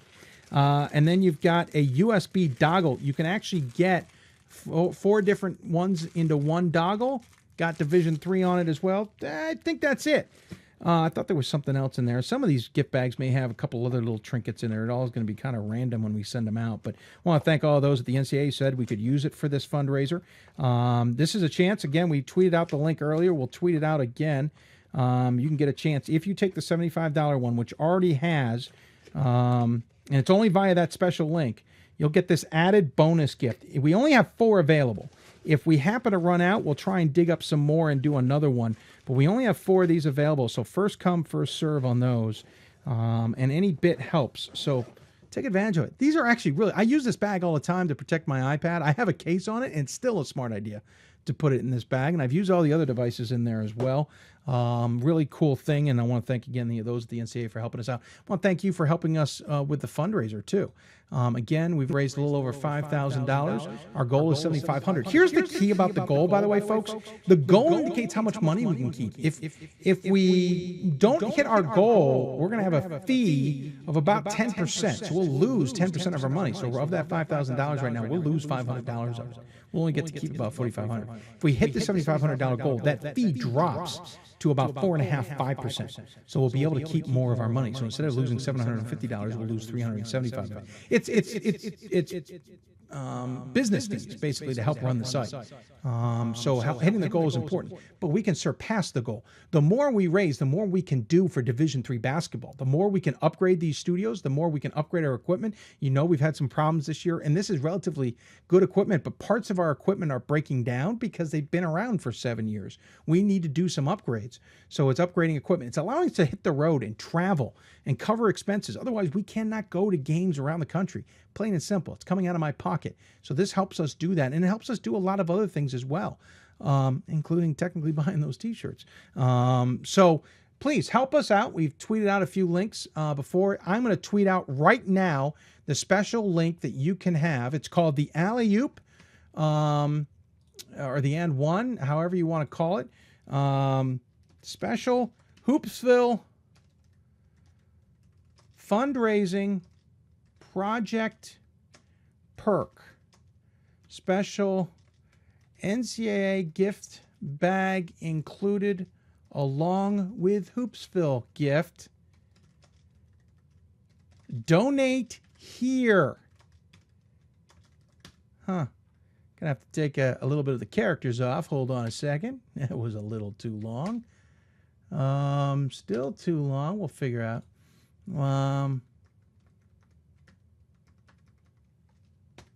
Almost. I got it. We can fix it right. Oh, now the computer's slowing down. This is the enjoyment of live television without a producer, folks. Hold on. So we're going to tweet this any moment. The second the computer allows me to tweet it. Take advantage of it, folks. Take advantage of it. There's only 4 of these available. If we happen to run out, we'll try and find a couple more and send out another one. But there you go. Tweet sent. Take advantage of it. If you're watching the podcast or something like that, look around. It still may be available, and I highly encourage you to take advantage of it. Let's take care of business. Sunday, we'll be on the air at 6 o'clock. We will figure out who's in the men's and women's tournament, along with talking to some of the maybe bubble bursters or those on the bubble, maybe some of the surprise AQs. Don't forget, so that's Sunday, 6 o'clock. Monday, 12:30 Eastern Time. Brackets are announced. For the men. Go to d3hoops.com. I will be the analyst for the NCAA show as I was last year. Really looking forward to doing that again. The men are at 12:30. The women are at 2:30. We will then hit the air. We may have hit the air as early as 3 last year. I don't remember. There's a lot of work I got to do. It gets a little complicated. But 3:30, we will hit the air with our breakdown, which will include chatting with the committee chairs along the way and getting answers to what their decisions have been. So that's the next few days. Tomorrow and Saturday, I'm taking in games just like the rest of you. Sunday, we prep for our Hoopsville show. 6 o'clock, we'll be on the air for 4 or 5 hours answering your questions, telling you who we think's in and out of the tournament. Monday, 12:30 Eastern Time. Men's, by the way, the Oscars are on Sunday. DVR the damn Oscars. Watch Hoopsville. Monday, 12:30 Eastern Time. Men's bracket announcement. 2:30 Eastern Time. Women's bracket announcement. I'll be the analyst for both shows. 3-ish, maybe 3:30. Hoopsville hits the air. Bracket breakdown. We'll take a look at the brackets, any of the surprises, maybe get a couple guesses of those who are in the tournament or got a big seed. We will see. And then we will then to also talk to the committee chairs about the decisions they made. That's all coming up on Monday. Did you get it all? If not, follow us on Twitter at D3Hoopsville and hashtag Hoopsville. Email us hoopsville at D3Hoops.com. Join us on Facebook at Facebook.com/Hoopsville. I cannot believe the score I just saw. Women's basketball action. I got to double check this. I cannot. Am I seriously seeing that correctly? Yes. Wisconsin Oshkosh defeats Stevens Point in women's basketball 38-21. Oshkosh led after one quarter 14-4. Stevens Point beat them the second quarter 8-7. third quarter was 6-4 Stevens Point before Oshkosh outscored them 13-3 in the fourth. Stevens Point didn't have double figures at any point in the quarter, and Oshkosh only did it twice, 14-13, and beats them 38-21. Oh, you should see these shooting numbers. Stevens Point, 9 for 49 from the floor at 18%, 0 for 11 beyond the arc, 3 for 4 from the free throw line. Oshkosh, 14 for 53 at 26%, 3 for 14 from beyond the arc at 21.4%, and 7-11 from the free throw line. They out-rebounded Stevens Point 42-38. We had more rebounds than points. Ha! More rebounds than points. Hey, mind-blowing. Clearly nobody in double figures. Leading scorer for Stevens Point, excuse me, my contacts are bugging me here. It's getting hard to see. 6 points was the leading scorer for Stevens Point. Leading scorer for Oshkosh, 8. 38-21, Oshkosh beat Stevens Point. What? Those are two good teams. Oh my gosh. It's insane. It was 25-18 at the end of the third quarter. Unbelievable. You see some strange things these days, everybody. With that, we're going to wrap up the show. I want to thank all of our guests from Ohio Northern. Unfortunately, they lost tonight, but Michele Durand joining us on the show. From DeSales, Fred Richter on the women's basketball side. I want to appreciate him taking the time. Warren Caruso from Husson, men's basketball coach. From Lancaster Bible, Coach Fizzle joining us. From North Central, Todd Raran. Of course, from the CAC semifinals, I want to thank the winner of that one between Mary Washington and Salisbury, with Salisbury coach Andy Sachs. Speaking of which, we should double check who they be playing. 4:36 left. Christopher Newport leads St. Mary's 50-44. And then, of course, Matt Snyder there at the end talking SOS numbers. I want to thank all the sports information directors as well, especially Tim Brennan at Salisbury, who cooked up the idea of getting the winner of their game on my show tonight. Really appreciate all of their efforts, and Tim's as well, and everybody else. I want to thank you for tuning in. Again, we'll be back on the air Sunday, 6 o'clock Eastern time. If you missed any of the show, you can go back and watch it on YouTube. You can also listen to the podcast. We do have a good recording today, we hope, and we'll turn that podcast around shortly. You've been listening to Hoopsville, presented by D3Hoops.com from the WBCA NABC studios. Of course, a hotline that all our guests are joined on is presented by the City of Salem, proud host of the 20th consecutive Division III Men's Basketball Championship weekend. They'll hand out their 19th Men's Championship coming up here in a few weeks in the Roanoke Valley. Make sure you get your tickets today. We will look forward to seeing you there on St. Patrick's Day weekend. That's going to do it. We'll be back on the air again on Sunday, 6 o'clock. Thanks for tuning in. Really appreciate it. Looking forward to the crate.